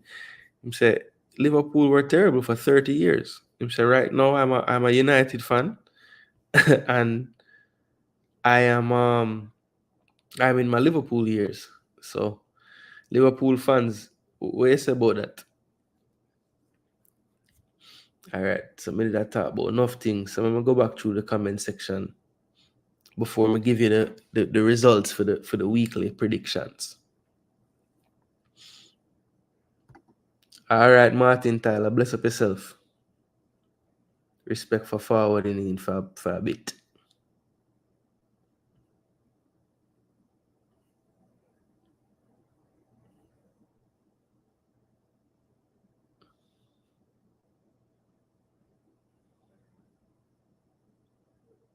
Yep, for sure. Luton man, them you score early just to give me hope, man. I tell you. Yeah, Elise score some ice cold goal, man. Yo, I'm rate about Elise. No matter what him do when him score, the man just look like him do it every day. He must turn around and just give some high five and just run back. Man, that's in business. And he has the greatest post-match interview of all time, people. If you know, you know.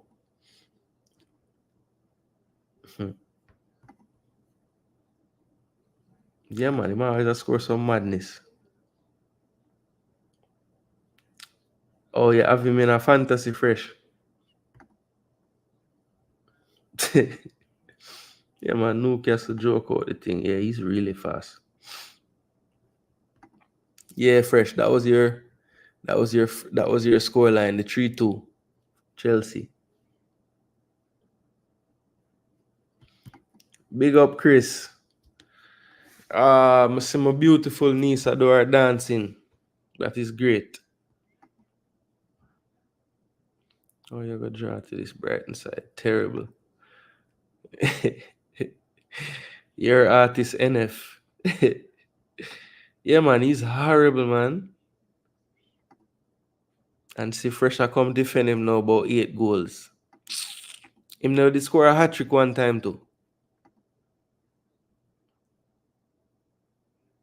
Exactly. Jackson gone 6 more goals than the man. And I bet you Jackson score again before the season done. Him have 2 more games. Bless up, Brent. Big up yourself. Stay safe on the road, my boss. King Reese. Bye. And I better wrap him in a cotton wool.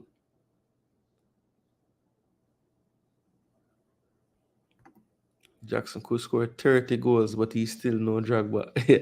That's why Brent me did afraid for even say it, because sometimes when you say certain thing, you just get clipped and nobody don't care about the context again. Yeah, man, Arsenal was not that good, man. But I don't know, man. Liverpool, while they played better against Man U than we did, there's something about Man U in that stadium, even this season against good teams. Like they just them find a way. They played good. They played well in the game. Like there's no, I mean, I think also, like, we were very conservative out of possession. I don't think we really applied that type of Arsenal pressure that we can, which was a bit surprising. I would think we would want to put more pressure on Casemiro and Evans. But to be totally honest, Casemiro and Evans are very good with the ball. So maybe we just didn't want to overextend and open up more spaces. But I thought we could have engaged a bit higher up the field. I thought we conceded possession too much. Bruno and Rashford get injured right in time for this game. Yeah, there was a lot of conspiracy theories about this hot chili, like, are they saving for the FA Cup and all these other things? But I don't know. I don't see why they would do that. But I mean, I understand why. I mean, that's really his season at this point. You can't make Champions League. I mean, maybe could try to catch fifth place, but probably not now after losing this game as well. Yeah, Ahmad was doing pretty good before he got injured.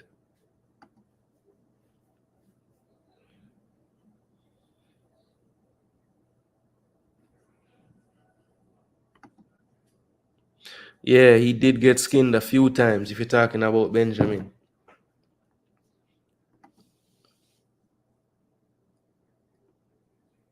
Yeah, no matter how he play, him usually score. That's true. That is very true. Casemiro, shaking my head. Yeah, didn't run out and set the line, man. And Havertz IQ level and 1,000 million just stand up right there. And him actually never played three bad when him come on. If I'm being honest, I wouldn't go as far to say he was terrible. That's harsh. I mean,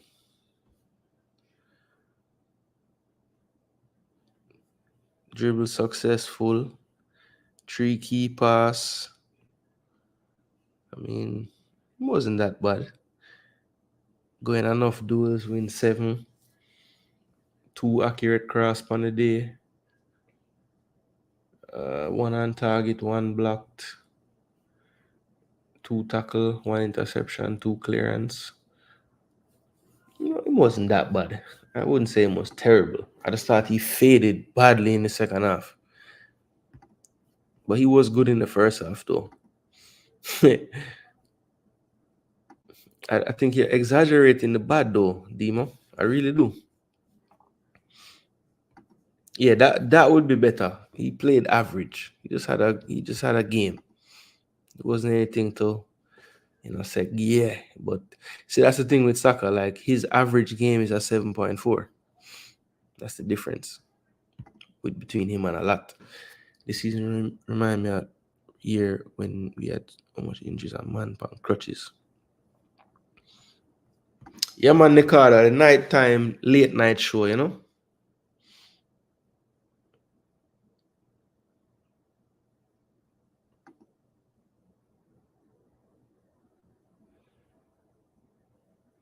Oh, Big Mickey attack, Antonio.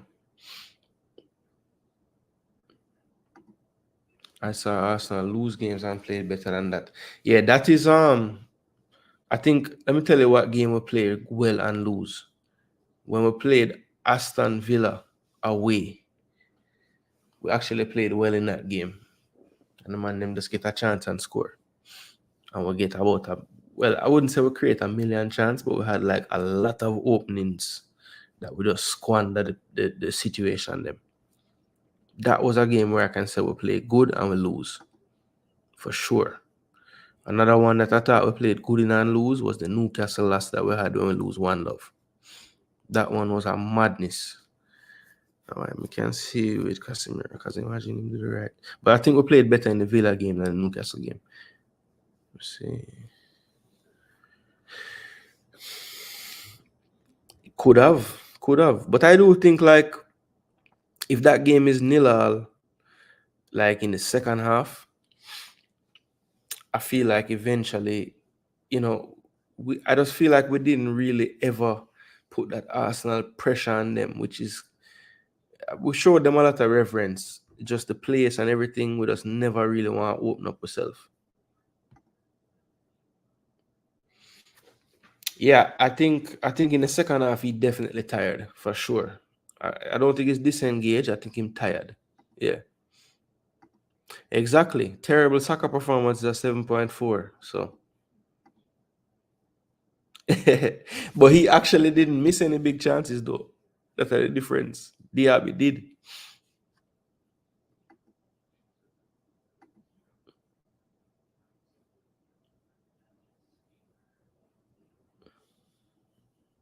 Odegaard did have some wicked touching at the box still. Yeah, I agree. Next up, I thought we sat back too much.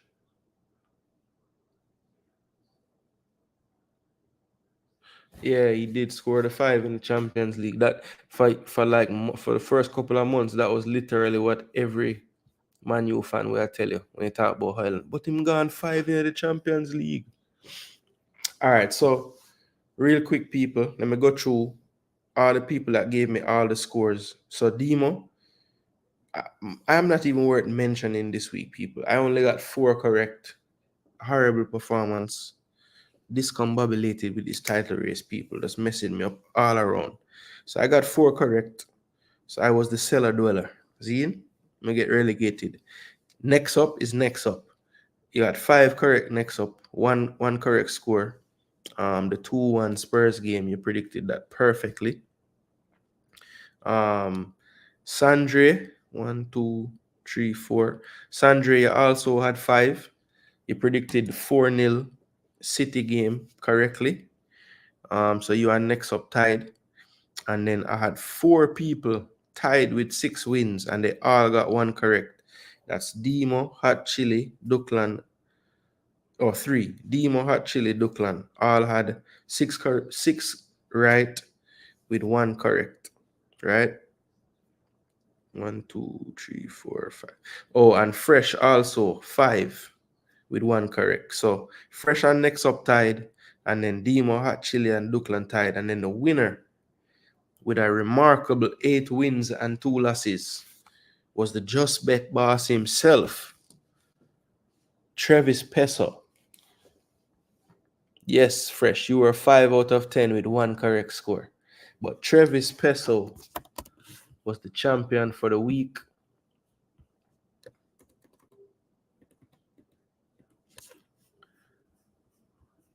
What the heck just happened here? Yeah, Travis Peso was the champion for the week. Travis Peso, 8 and 2 with 1 correct score. So bless up yourself, Peso. You get the prediction belt. Yeah, people. So next season, you know, by the time next season roll around, you know, by them time my thing shot and we're gone clear. And you got some big prize for them winnings, yeah, is it? So for now, just hold this, Travis. Hold some bragging rights. But that's a great week. 8 and 2 for the Just Bet boss, Travis Peso. Yeah, man. That's actually the best score we have had so far. I think before that, the best somebody has done was 7 out of the 10. So, Travis, good work. 8 out of 10. You don't know Friday night today again. And we can pick we actually might do the show the Saturday night because the games are Sunday, but we're not sure. We're not sure. Yeah, man. Next up, I saw it going on. Next week now, you see where you're at and you focus and you gain all 2, 3 more on your weekly score. It was close in our ball heads, but the problem was I think him need go for every game on Saturday if go over the 2.5. And Old Dirty Everton and Old Dirty somehow Newcastle and Brighton only score 2 goals. But other than them 2 games, they would have alright. And him never, you see the first day, The only game he missed on the Saturday out of the 7 game them was what name there?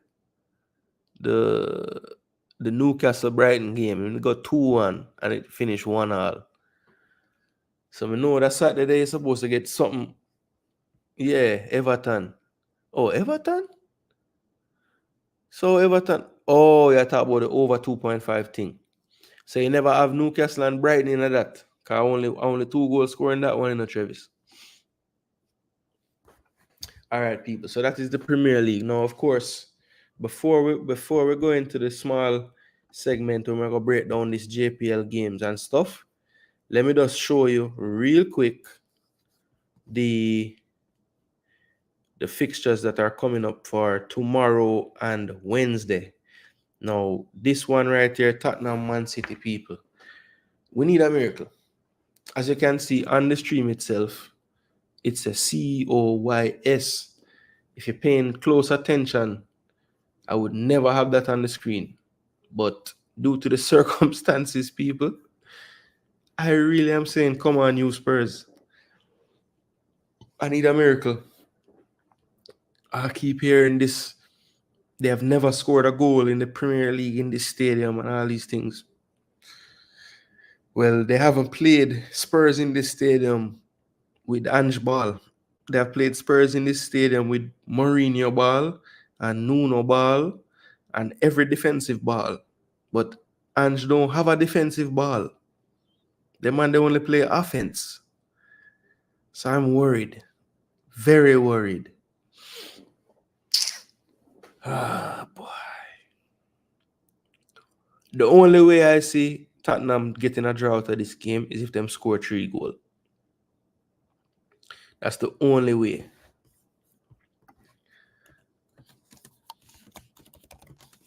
No, we're not predict. We're not.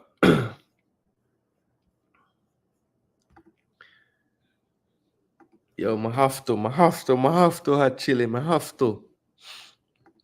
No, these literally not even going to be. I'm not even going to keep no score for everybody for this. But you can give a prediction same way for the Tottenham City game. But I'm not write them down or nothing. I'm not giving no, what do you call it? I'm not giving no bragging rights for them 3 games and we're forward. But just because them play before I probably do a show about EPL again, but just talk about them. That's all. Score before first half. Yeah. Boy, this game. Yo, I just want the game give me hope. Like, I don't want to turn on the game and Erling Haaland, 5 minutes and then 12 minutes, 2-0. Like, no. Just make the game at least. Let me feel like we can actually maybe get the result. Oh, no, man, please. Yeah, come say you're supposed to get 6 out of the first 8. And hopefully you never bet on your team today. But yeah, Tottenham City people, 3-3, yeah, man. Sure, 3-3. A madness. Game for the ages. That's the only way. Yo, I don't see it though, honestly. 3-3 in my heart and in my brain. Talk about 4-1. Yeah. Brighton, Chelsea. Chelsea on a roll right now. So them find a way to get the win. So I say 3-2 Chelsea. Or 2-1 Chelsea. Oh, Newcastle mash it up. Yeah.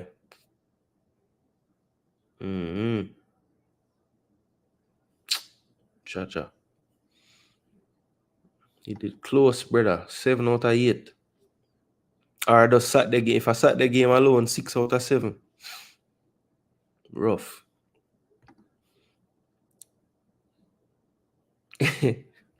115 charges, eh? Nothing can stick. The glove must don't fit. Have to acquit. And then Man United and Newcastle. Wow. So Old Trafford no flood out. Them dry it out, them sponge out everything. Fresh God, me know you know how it stay. People them can come watch the game or the place underwater. Well, Man United look like them have them eyes on the prize, the FA Cup prize. I don't know how man a train and a pull out a squad.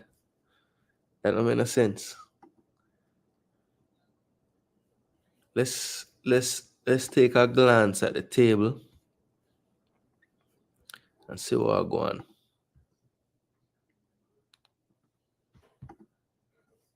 I want to see it bigger.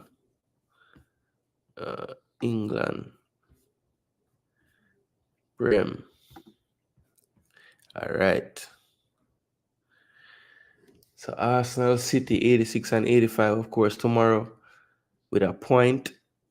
Arsenal would keep the lead, but obviously a win for City would put them 2 points clear with 1 to play. Liverpool, 79 points, pretty much safely in third. Villa with 1 to play on 68. Of course, Spurs tomorrow can close the gap to 2. A draw would mean that Villa clinch that 4th spot and that last Champions League spot. A draw for Tottenham also clinches Europa League for them. And of course, you have Newcastle and Chelsea playing tomorrow with the chance to move up to 60 points, both of them, to be only 3 behind Tottenham if they do happen to lose. Goal difference, it looks like Newcastle has a superior goal difference. Chelsea and Tottenham pretty much on the same exact goal difference right now. So you figure if Chelsea wins, they would go above them on goal difference and be 3 behind going into the last day. Now, of course, Tottenham does play Sheffield United, so that's not looking really good for them chasing them, but you never know, people. The last day, anything can happen. Man United have no chance to get any higher than 6 at this point. West Ham 52 is pretty much stuck there. They won't be going to Europe this year.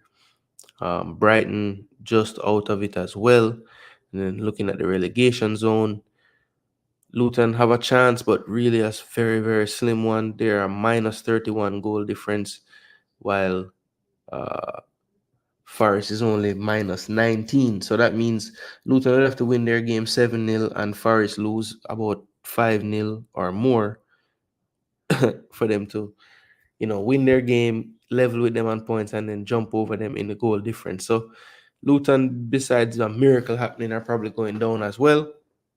So that's how it goes going into, for some, the last 2 games, and for most, the last game of the season. So that's pretty much the EPL roundup there, people.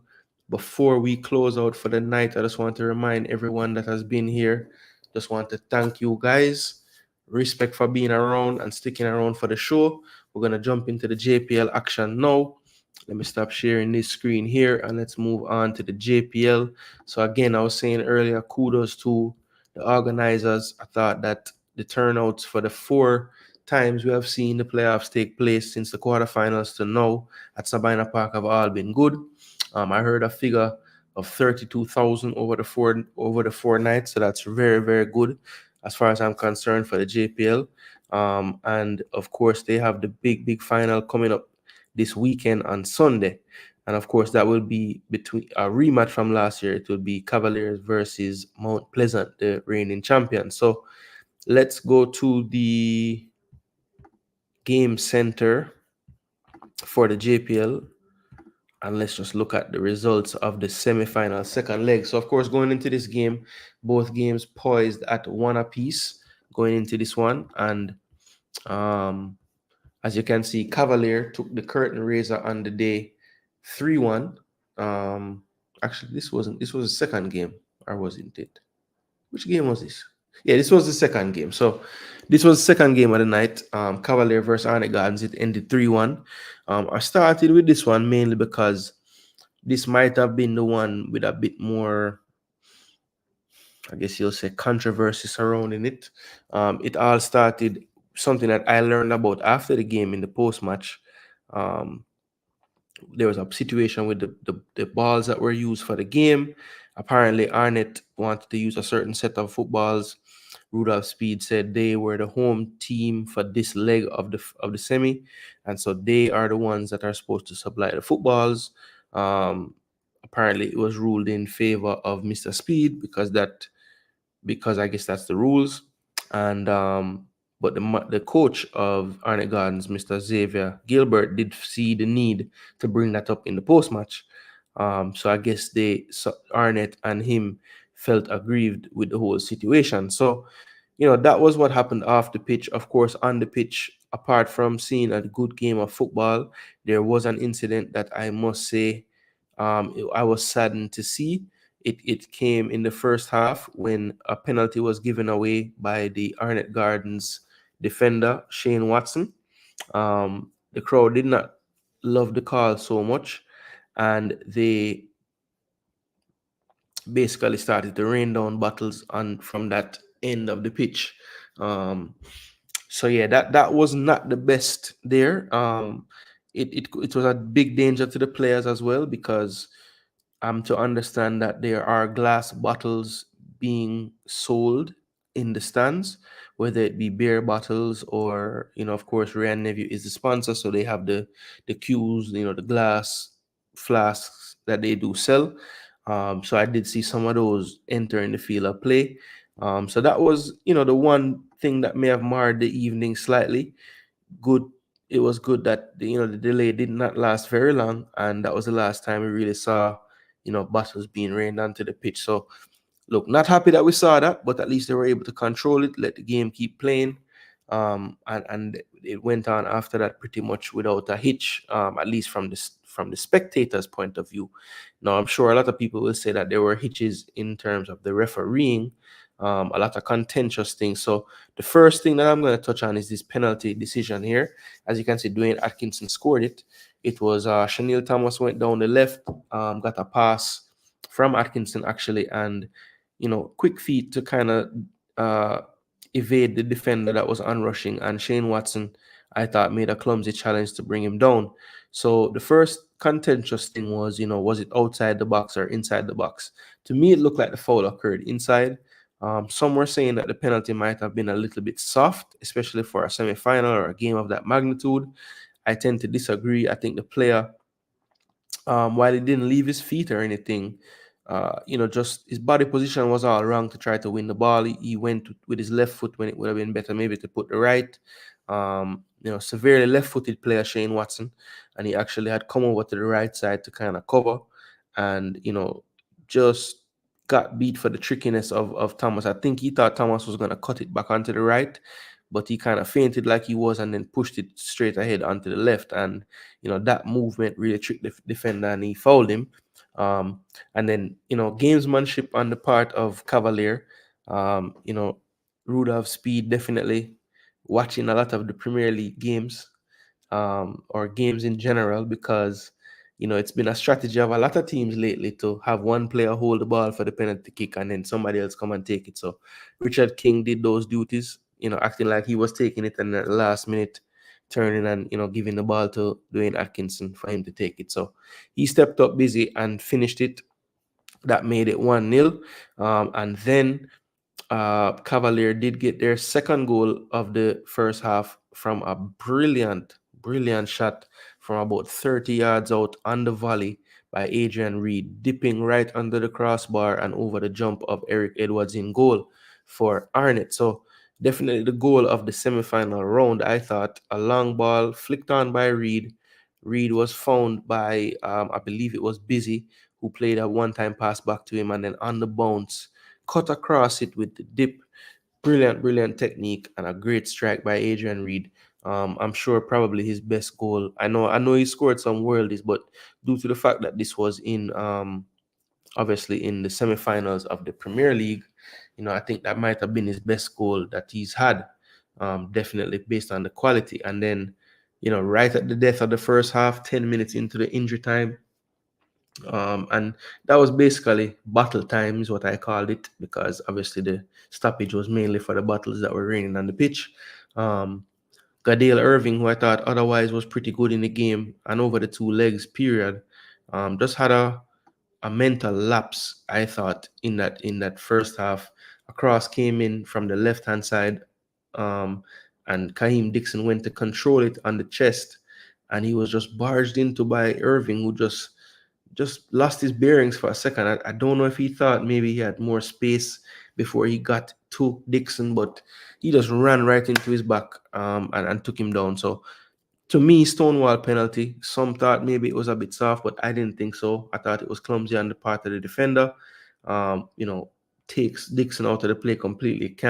Dixon can't do anything once he's running into in the back like that. So yeah, penalty. Shavani Willis stepped up and converted it to make it 2-1. So this game was poised going into the half. I thought Cavalier did have the better of the play for much of the first half, but you know, when you look at it, it was 2-1 at the time. So anything can play. I think it wouldn't be good of me to go through the first half and not talk about the starting lineup. So first with Arnett Gardens, you had Eric Edwards in goal, Shane Watson and Shavani Willis was the centre backs. Wing was at left back. Cunningham actually made the start over Wizard at right back. Then in midfield you had Marlon Martin kind of holding. Then you had Shepherd as well playing in the central area. You had Jaheim Thomas on one flank of the 4-4-2, and you had Kelson on the left of the 4-4-2, and up front he went with Dixon and Arboin. Now, these two kind of interchange. Sometimes Dixon would be right side, sometimes he would be left side. They kind of moved around and did their thing. Kelson did traditionally stay a bit wider and a bit higher up, and Thomas kind of tucked in a bit and played a bit deeper. So at times it looked like the 4-3-3 that they normally play, but for the most part it was a 4-4-2. And then for the Cavalier side now, you had Vina Bartlett, King, and Ming actually played centre back this time. You had Leng at right back, and you had Irving at left back. Then in midfield, you had Cadet and it was Cadet and Adrian Reed kind of playing that holding midfield role, the double pivot. And then you had it was a 4-2-3-1 for them. So you had Busy on the left, Shanil Thomas in behind the striker, Shaquille Steen on the right, and then you had Jamar Calvin up front.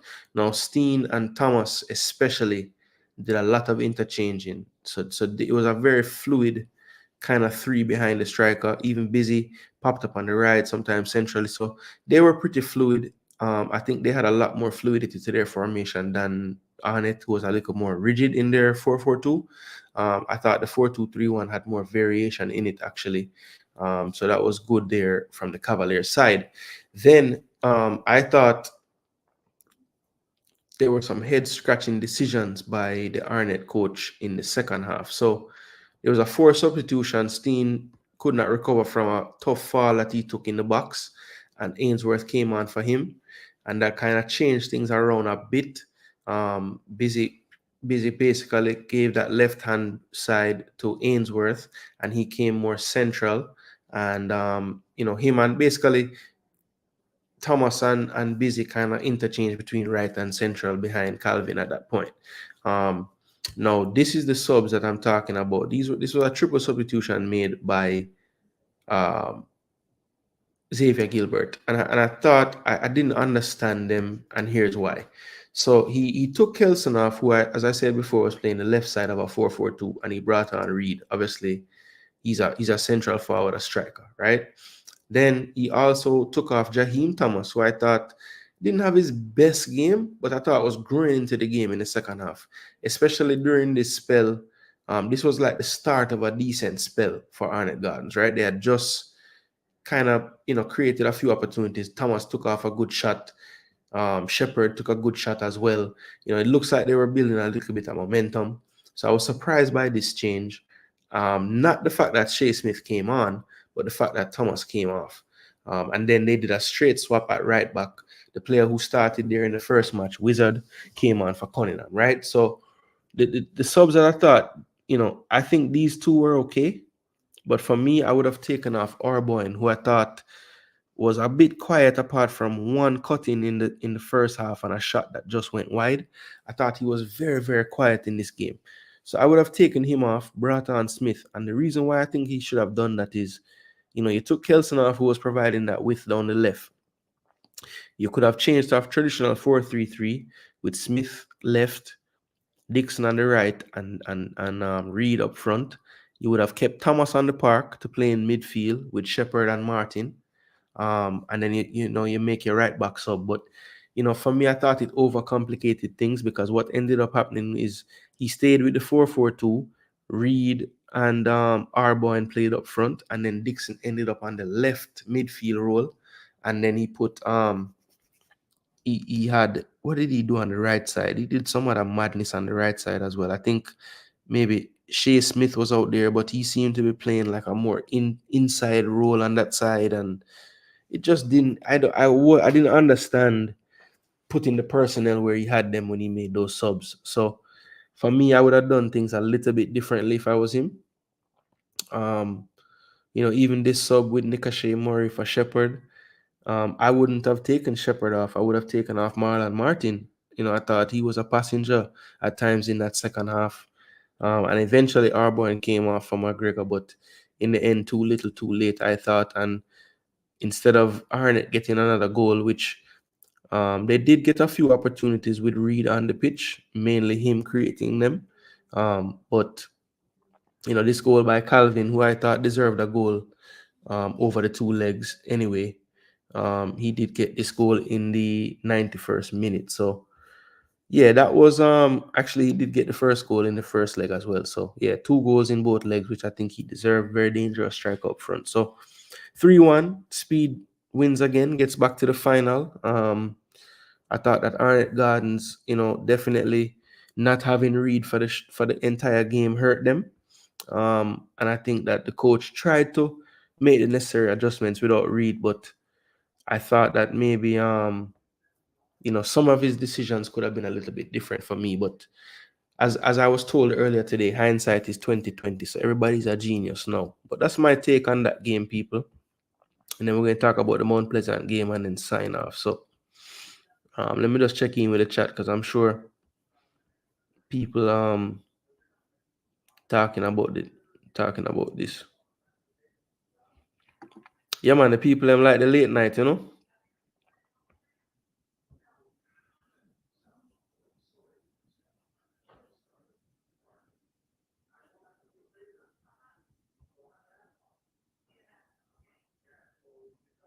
One top versus speedy one. Arnett Garden fans with the battle throwing. Yeah, was a staying on the night, man. And otherwise, really good night. How you watch the match? No, I paid my $1 for the day pass, 99-cent day pass. It's usually on the Sportsmax Plus one, but them try to get them money. Me not wrong them. It was worth it. That $1 was well spent. The games were exciting. Give me a nice segment we can talk about and break down the game, so the people them know say I actually watch the game them. Yeah, well, I didn't like that at all. Junglist nearly mashed up the stadium for a little while, yes. Part 5 or 6 for real, but a part 2 in terms of the final. So we can say a part 2. Yeah, say Travis, I'm not a paying member of the Sportsmax app, I usually just work with the Sportsmax Plus, because most of the things I want to say usually forward on it, but when I say them now put it on it or YouTube or anything, I say, no man, I have to see them game live, man. So I pay my $1. Yeah, his home game, he provide the footballs. That's how it go.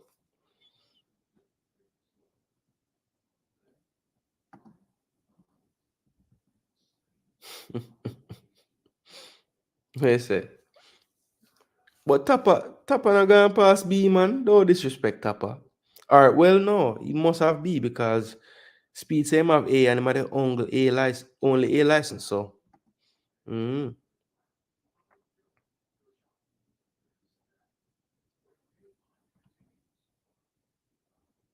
Okay, so Fresh I tell next up said that the rules is clear.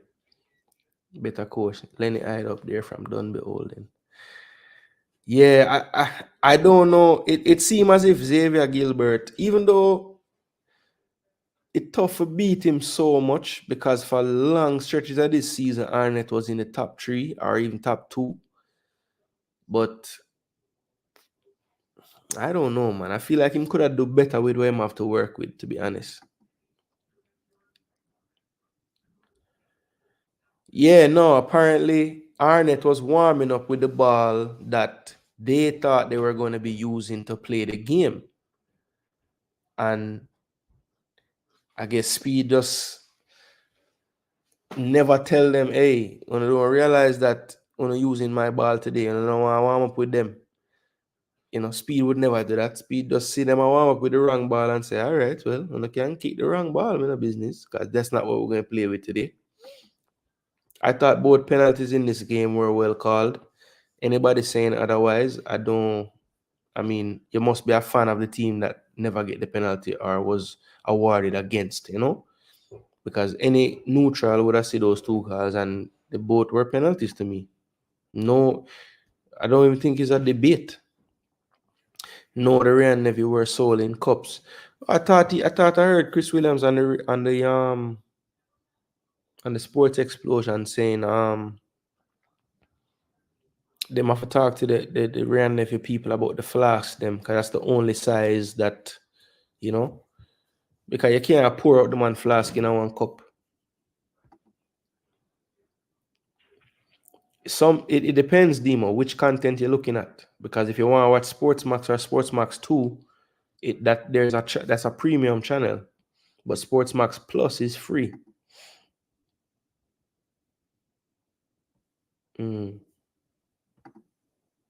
What? Flare reach a yard? Plastic bottles only one, Magnum and one rum. Okay. So I mainly like what? Water and soda bottle and them thing there. Well, at least I can't. Well, I guess it could, if it hit you in a certain area, I guess it could do something still. Like the top of the bucket hit you in your eye or something, yeah.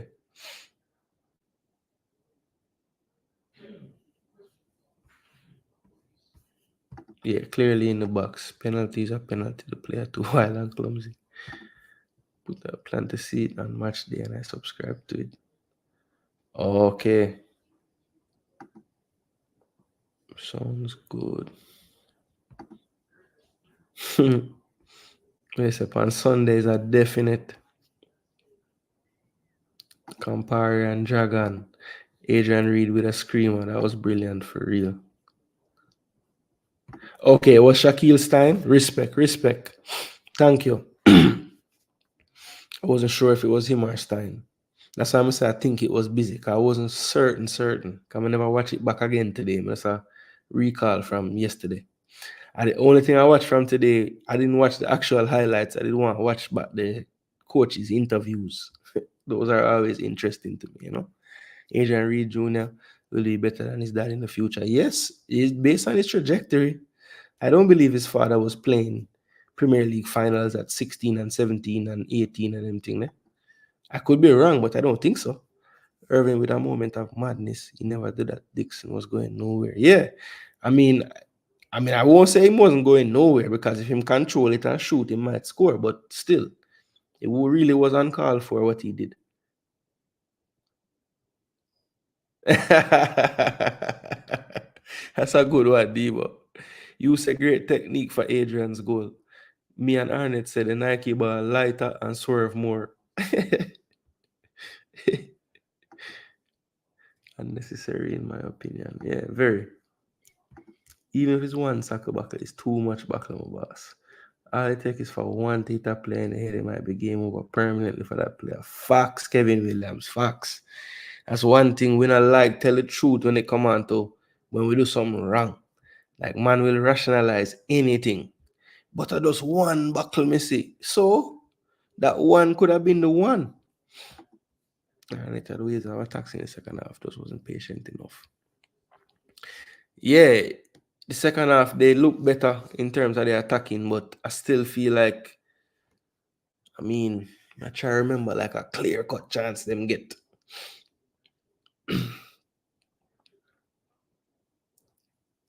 Barkley pull off a few good saves, but there weren't any point blank ones. Kevin Williams has been character at the time of Battle Throne. I don't agree with it. Lone wildness. All right, fresh. Yeah. Okay, that's good.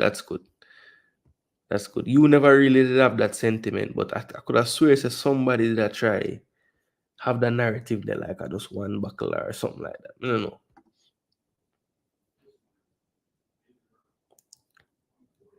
Travis, a Jamaica in born? That's news to me, you know. Wow. But just assume say the man born in Antigua.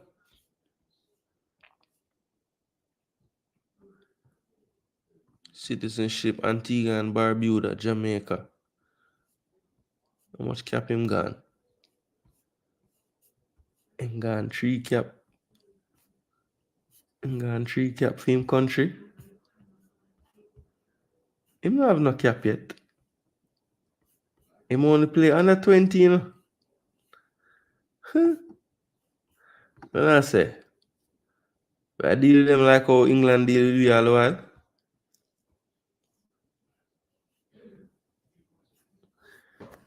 It not say we're born on transfer market, Travis, but may I take your word for it, you know, because me know say you probably know where the man born for real, you know. So for now, it's a 3 caps, but him only play under 20. Wow. Can pull a England pan them, you know. No, fresh. We don't, but Kelson wouldn't get no 7.4 for that terrible day. That terrible day is about a 5.5 or something.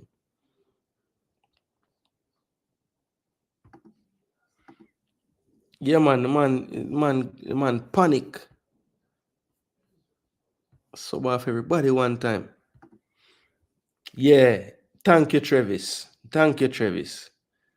That to me is why the drop off from second, third to where them reach by the time display.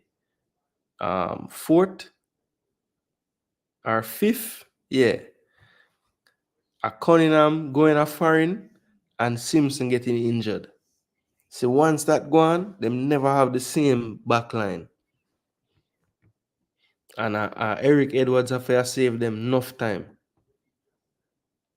Yeah, man. Murray should have forward on him, man. Martin, he had a poor game.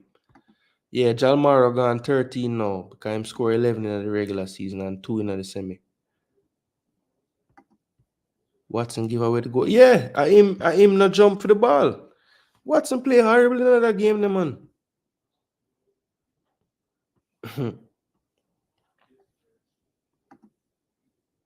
No, yeah, man. But I saw it for go, man. A semi-final, man. People, them have to earn money, you know. Okay, man, do it now.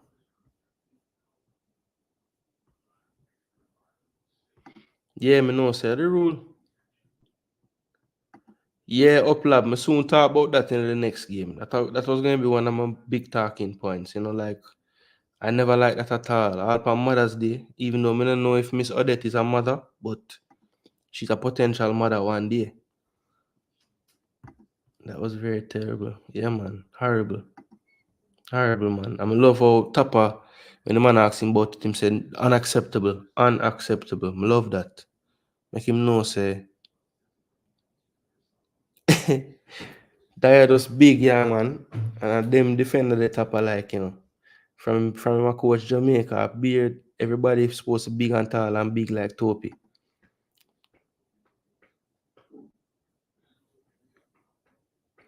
What you say, if a Ocean Nation game that care them now do that, no. Brother, Travis I am telling you, it's something where them instruct them for do. Because when name was keeping the other day at the same thing. What my boy the name Jadine White at the same exact thing him keep up on the ground every 5 seconds. Some thing Speed just tell them, listen, man, go down. As them start take 2 shots on your goal and we can't get a control of the game, just go down. Because you don't have to come off when you go down. Yeah, man. It's too obvious now, man. You see, any of them have a lead against Mount Pleasant in the second half, watch and see Travis. Every time them save a ball, them hurt. Every time. Yeah, man, horrible.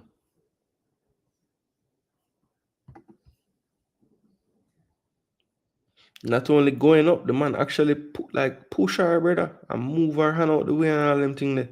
She was way better than the second ref. Even though I agree with the ref penalty call them in the second game, he was horrible otherwise. He make enough crazy call, let things play where shouldn't go, then call tiki taka foul. Like, you don't know, he was very inconsistent. Okay. Born and grown in Jamaica, left age 10. Mad. Dual passport, left here when he was 10. Okay, cool. Yeah, say I have that save for watch later, Travis, but I just never have enough time to watch it before the show. Wow, I would have learned that. See there? Should I watch it before?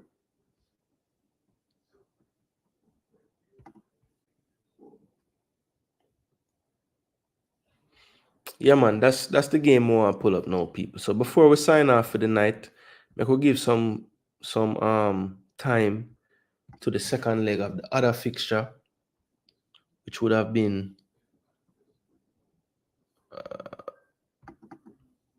can't click on the team. Oh, go on this one.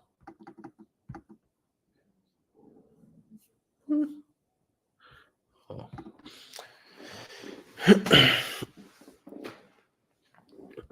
Yeah, so as you can see, Mount Pleasant won this one 2-1. They were reduced to 10 men in the 65th minute. A double yellow card to Dyer, received his first yellow, and proceeded to push the female referee as well, who promptly gave him the red. So he'll be out for the final, which Mount Pleasant have a lot of defenders, and some might consider the people that will come in for him actually better than him. So might be okay for them. They can drop Daxley back there. Ladale Richie can start. I would be surprised if them played Richie and Toe at the same time. I think Daxley dropping back might make more sense. I mean, Fitzroy Cummins can move to the central as well and then play somebody else at right back if they want. So they have a whole heap of different ways they can do it. Mount Pleasant is not short on options and squad. So they'll be okay. Let me try to catch up with the chat before I start talking about it. Jamon Shepard had the midfield but needed help. Yeah, I thought he was growing into the game. I think him to get a little tired too as well, but yeah, I would have taken off Martin to be honest, man. To me, he was walking after a while and he wasn't as sure with him passing as I've seen him be in the past. It's almost like him did think he was the man for thread the two past them and it just wasn't working out. Mount Pleasant cut die after the season. Yeah, could. But I think Tappa like him, because Tappa playing last season in the playoffs, he was playing. This season again, he might play. So, I don't know. It's like him like him in these times.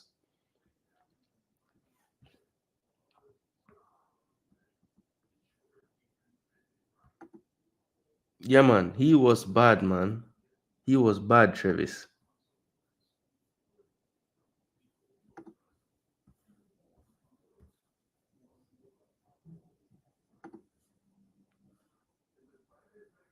Mm-hmm. What next up, I say? Yeah, midfield. Mm-hmm. Made some good calls, but was overshadowed by the lack of control. Yeah. Yeah, that's the only saving grace for Okito. Like the big calls, like the penalty and stuff, I think he got it right. But he did a lot wrong in that game, man. A lot. Campbell needs to go back to Waterhouse. He can't get a game. Yeah.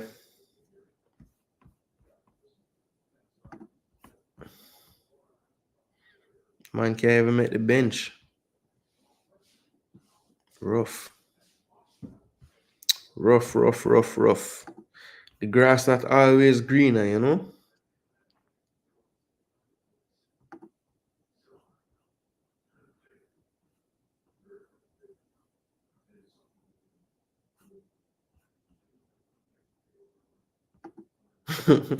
First, say anybody with any talent, send them over there, you know? All right, so let me just look at the game and just touch on it briefly. So 2-1 Mount Pleasant over Waterhouse. As you can see, no goals really up until the 41st minute. when Jamai Tope actually had a brilliant play. From distance, way out, he looked like his shape was going to take a shot, kind of disguised the pass. Campbell, instead of being out wide, had tucked in and found that half space. And Tope just froze the defense with the fake shot, played the pass along the ground. Campbell did well to turn in one motion, set it up for the shot. Had a look up, took his shot low far to the far post, and he beat Kamara Foster nicely to make it 1-0 going into the halftime.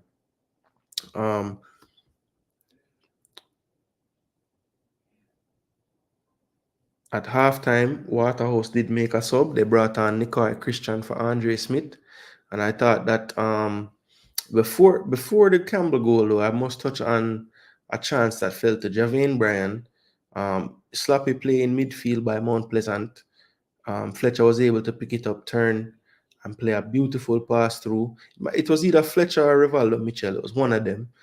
Played a pass through to Bryan, who played it, control it with his left, pushed it out to the right to have a chance to open up the goal. And he tried to go far post, but I think he hit it a bit too straight, which gave Davis the chance to get his fingertips to it. If he was able to get some curl on it, I think Davis wouldn't have had a chance, but hit it a bit too straight and couldn't get it far enough outside the post to bend it back in.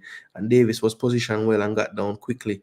This matchup before it, I was really talking about, perhaps two of the best keepers going up against each other. And at this current moment, I remember doing the 55-man squad, I was saying, boy, I know Davis is a lot younger, probably has a higher ceiling and potential, but right now, I would probably give the slight edge to Kamara Foster in the pool or for the final squad if we take a local keeper as the third option.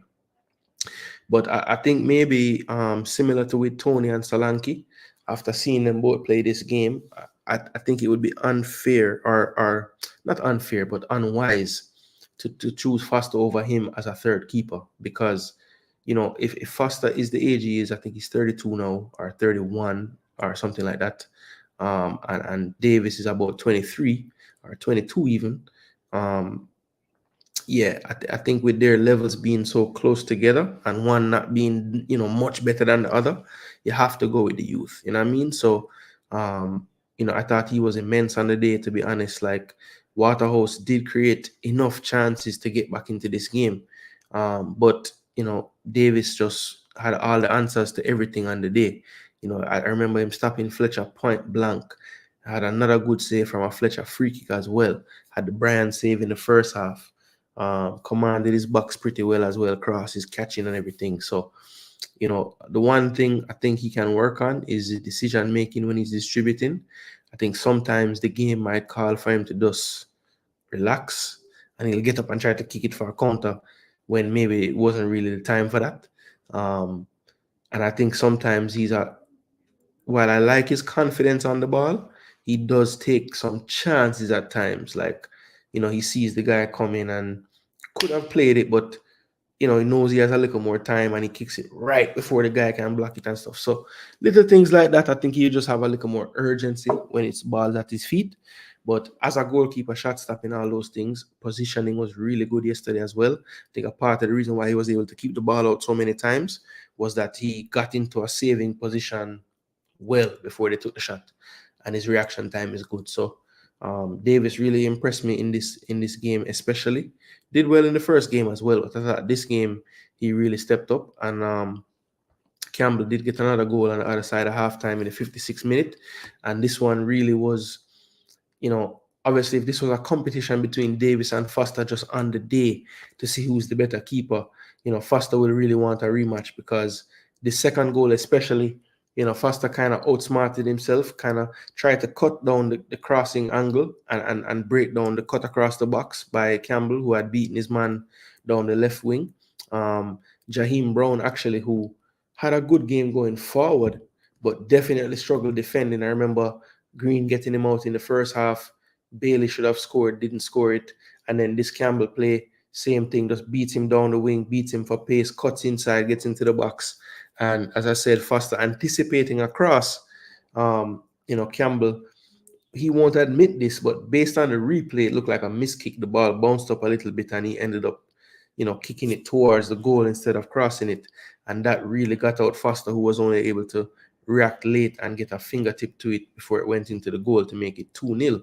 And then, of course, the madness by Dyer on the 65th minute, blatant foul on the attacker from Waterhouse. I think it was Brian. He comes through his back, or it might have been Denardo Thomas, comes through his back and hands all over his back. Just a terrible challenge. A red card on that challenge would have been harsh, but a yellow was definitely supposed to happen. So she gives him the yellow card. He's upset, pushes her hand away, almost makes her drop the card. And as soon as he does that, she steps back a little, gets the red, and puts it up in his face. So he left the field of play arguing, but of course it was the right call. So they were down to 10 men, which made it interesting. Tappa made a double substitution after the red card, bringing on Nathaniel James for Kimoni Bailey and Ladale Ritchie for Guthrie to kind of get that numbers back in the defense.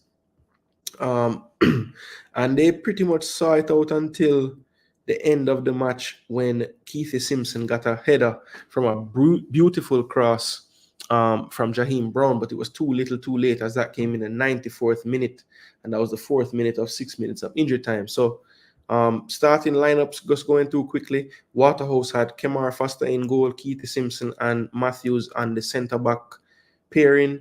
The left-back was Blair. The right-back was Jaheim Brown, as I talked about, good attacking, but had a poor game defensively. Midfield, you had Shamar Booth, Andre Smith, and Denardo Thomas. And then up front, you had Andre Fletcher back from injury, Rivaldo Mitchell, and Javane Bryan.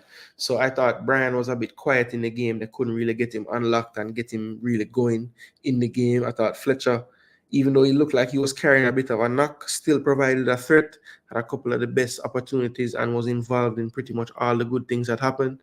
Rivaldo Mitchell, I thought, had to do more in both of these legs for me personally. And, not being able to play Gibson against Mount Pleasant was a big, big, big loss for them.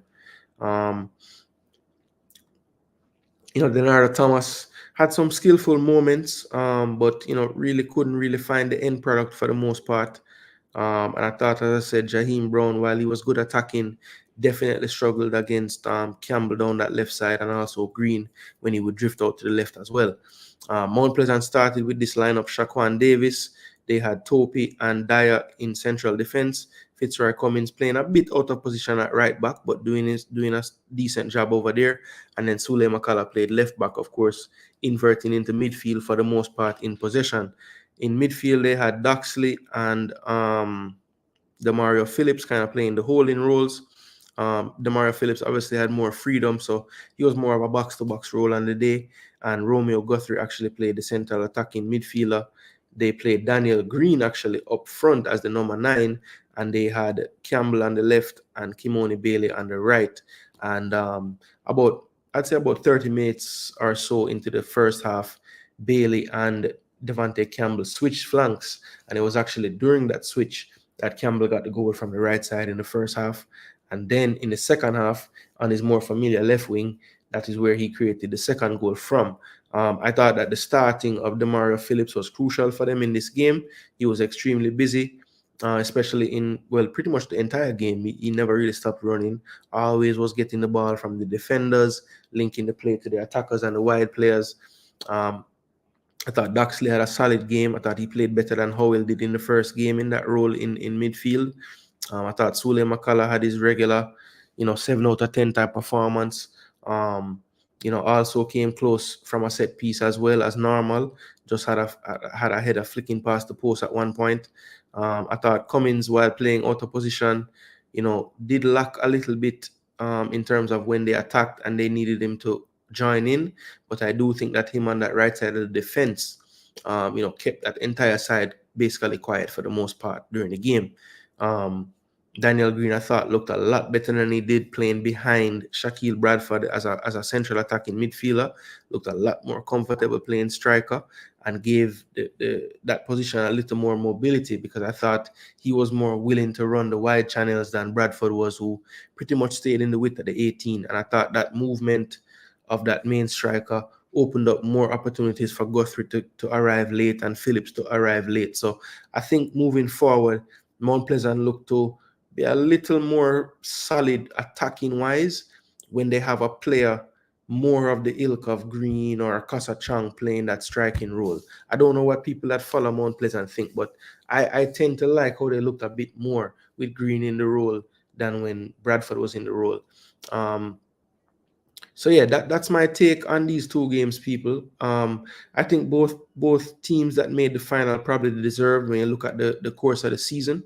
I think Waterhouse though did create enough to maybe at least get this game to extra time, and I think Arnett Gardens with a few different tweaks by the coach could have gotten into this final as well. So great advert for the JPL, as I said, as apart from the couple times when some madness happened with the crowd. But really happy to see all the fans turning out. I hope that they can get something big at Sabina Park. I heard this evening on Ryan's show that it's going to be the super final and they're going to have all these concerts. There's going to be something with Russian and friends. So, Russian pull out all the big artists, them, because them all, have worked with Russian, obviously, big producer in Jamaica. So, yeah, man, looking forward to see what's on show. Of course, there are two games. We have the third place match and the final. And the third place match is not any normal third place match. The winner of that game will enter the CONCACAF Caribbean Championship. So that is a means to get into the CONCACAF Champions League as well. So that's just more prize money to go around. And that's something that all these JPL clubs can definitely need. So or can definitely use, I should say. So yeah, looking forward to this Sunday. I will not be doing any type of prediction right now. Just gonna see what's going on, and then when we get closer, we will do a prediction show as well, people. As far as content goes this week, I definitely want to do a show dedicated to the reggae girls. Definitely got that great news a few days ago now, that we have a new manager. We saw a squad that resembled a lot more like what we would say would be the best possible squad we could pick. So just thankful to see that chapter, that ugly chapter, looks to be behind us. And I wanted to give them their time and do a little recap of the girls in the list and see how their seasons have gone and everything. Me personally, I haven't devoted enough time, I think, to the reggae girls and their program. A part of it was just me being upset with the situation, but now that we're seeing some light at the end of the tunnel, I do want to shed some light on the reggae girls. So definitely one day this week, we're going to devote a show to the reggae girls themselves, go through that squad list, talk about potential players, and players that people might not be familiar with, right? So we're going to do our research and come to the table with that. Also, we do have some Reggae Boys action as well, as far as, we're getting closer and closer, people. We have some players on the mend. I saw some great posts from Mr. Amari Bell. So he's looking like he's training pretty hard. So yeah, we just want to do a check-in, people who haven't checked in, and then a deep dive on the situation of the players as far as injuries and who's on form and all these things. So we want to touch on that at some point this week as well. And of course, later in the week, we'll have the preview show to the EPL. So that's probably the content we have coming up this week, people. Reggae Girls Devoted Show, Reggae Boy Show, and definitely the final weekend preview for the EPL.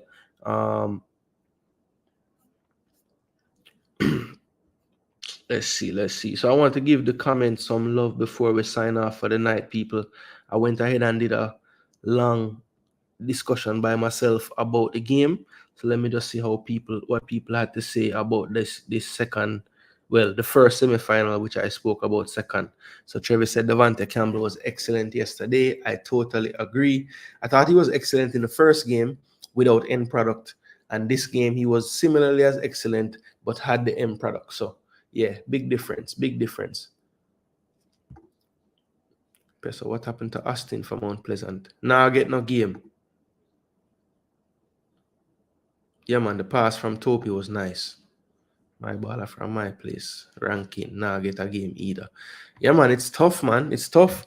And I have time for the player ranking, Look good in the playoffs last season, but I don't think he's better than Duxley in that position, personally. I mean, you might disagree with me because I know you're baller. Howell is debatable, but I don't think he's better than Duxley. Still there, can't make the team too much players. Yeah, same thing. Just not get no game. Isaac's a waste over there too. Jeez and peas. Oh, Mitchell played the pass to Brian. Yeah, I couldn't remember if it was Mitchell or Fletcher. It was one of them. Yeah, man, he had about, I would say, the Fletcher one, the free kick, Javane Bryan. He had at least, I'd say about 3 to 4 good saves. 2 of them, like, really good. Okay, so Aston is migrating or Isaac's migrating? Which one?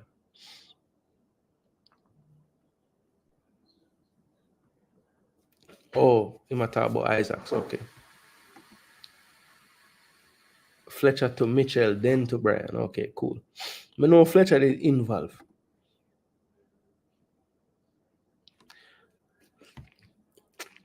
But that's I guess last year it was just necessity why I'm there playing then. Because I'm there play last year in the playoffs. Enough. Faster is better to me. I told my Nelson the same thing. Yeah. Look, Travis, I've actually went back and forth with this, you know. I thought Davis at the beginning, like when I think about what we need, I just thought it just made sense. If he's the third string, you want somebody that you're going to develop to take over one day. And faster by the time him good at take over would be like, you know, over, you know, or close to it, right? Yeah, that ball, I swear it's a Bailey kick with the ball, but well, he made himself big, so you have to give him credit. But Bailey just kick the ball upon him face, basically. I think they're about the same. And because Davis is like 8 years younger, but I said Davis. He's my friend. He wanted to leave to go MBU in January, MPA, block it. Wow. See, I them thing there, you know. Why them never free the brother, man? Make him go play some ball. Okay. So a Peter Gould, I save him. Mad.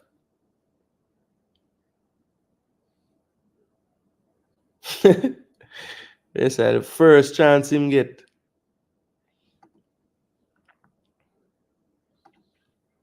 Yeah, Christian come on and the team play a lot better with Christian in the midfield and Smith, to be honest.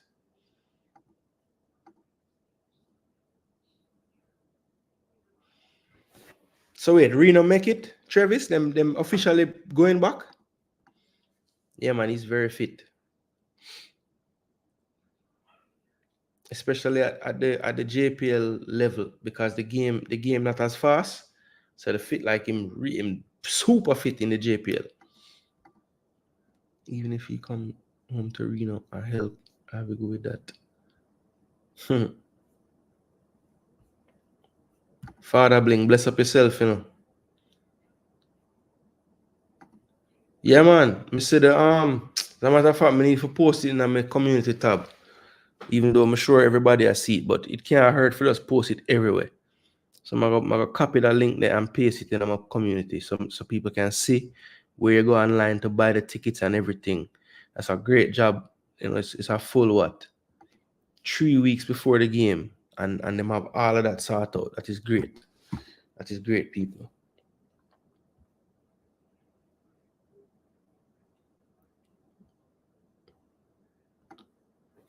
That's their weakness, and they have no defense line to stop Cavaliers. Yeah, man, Travis, me out too. Yeah, I think Rankin is like Tappa want him play a 6 role, but Rankin want attack a little more, you know? So maybe that's why them can't figure out, you know? Yeah, that's crazy, man. Overy can't play. Nathaniel James get game, but him can't start. Akasa Chang don't even get game. Bygrave come on and Chang no play last time, so man, them have whole heap of baller, man. Okay. All right, so let's make sure to stay in the top 4 of the Travis car. Reno a foundation club, you know, but I love them back in the JPL. Cause when me I live in Jamaica and I watch JPL, I remember Reno in the JPL. Yeah, man. I know some go a match arena before, you know. I don't remember why we did go there. Me and my father go arena for watch match, but maybe we did there in the grill and just shut it go over arena for watch. I don't know how would I be there, but I remember going to arena to watch a football match when I was a youth. Reaching just in time to bless up the channel and chat. Yeah, man, Jam PL. Let us get the JPL a nice hour worth of footage, you know. Yeah, man, bless up Reno, man, cause Reno a foundation club in the thing. I come in like if Everton get relegated this year, like it would have different, you know, even though I don't have no love for Everton or anything, but it's a foundation type of club, you know. You want them club there for the end of the league, you know. And I see him so Reno would have be something like that, like one of the club them where they're on from beginning, you know, and have a lot of success in the league as well. Son of the side, bro. That's why I need back Reno in the JPL or crime in the parish. Yeah, man. Football definitely help with them thing there, for sure. Westmoreland football gone to the dogs. Yeah, man. The resources usually tend to trickle down that way still. Like if a couple big club in the place, more eyes dep on the football out there in general, and yeah, more investment and yeah, man, it all trickle down. Yeah, man. From go watch Game of Thrones as a youth, man. Travel all the way from town and go watch Game of Thrones, brother. I don't know where we depend them time there. So we used to love football. Anyhow, people, them time there, you know. I want to say big up on yourself. Different settings. Try a thing. Sit down somewhere else in the building, you know, and see how it feels good. Definitely a good show. Got 3 hours worth of content out there. That's a long time, people, but it's getting late over my side. I need to go to my bed. And yeah, everybody bless up on yourself. If you're watching this on the replay, thank you very much for watching the content.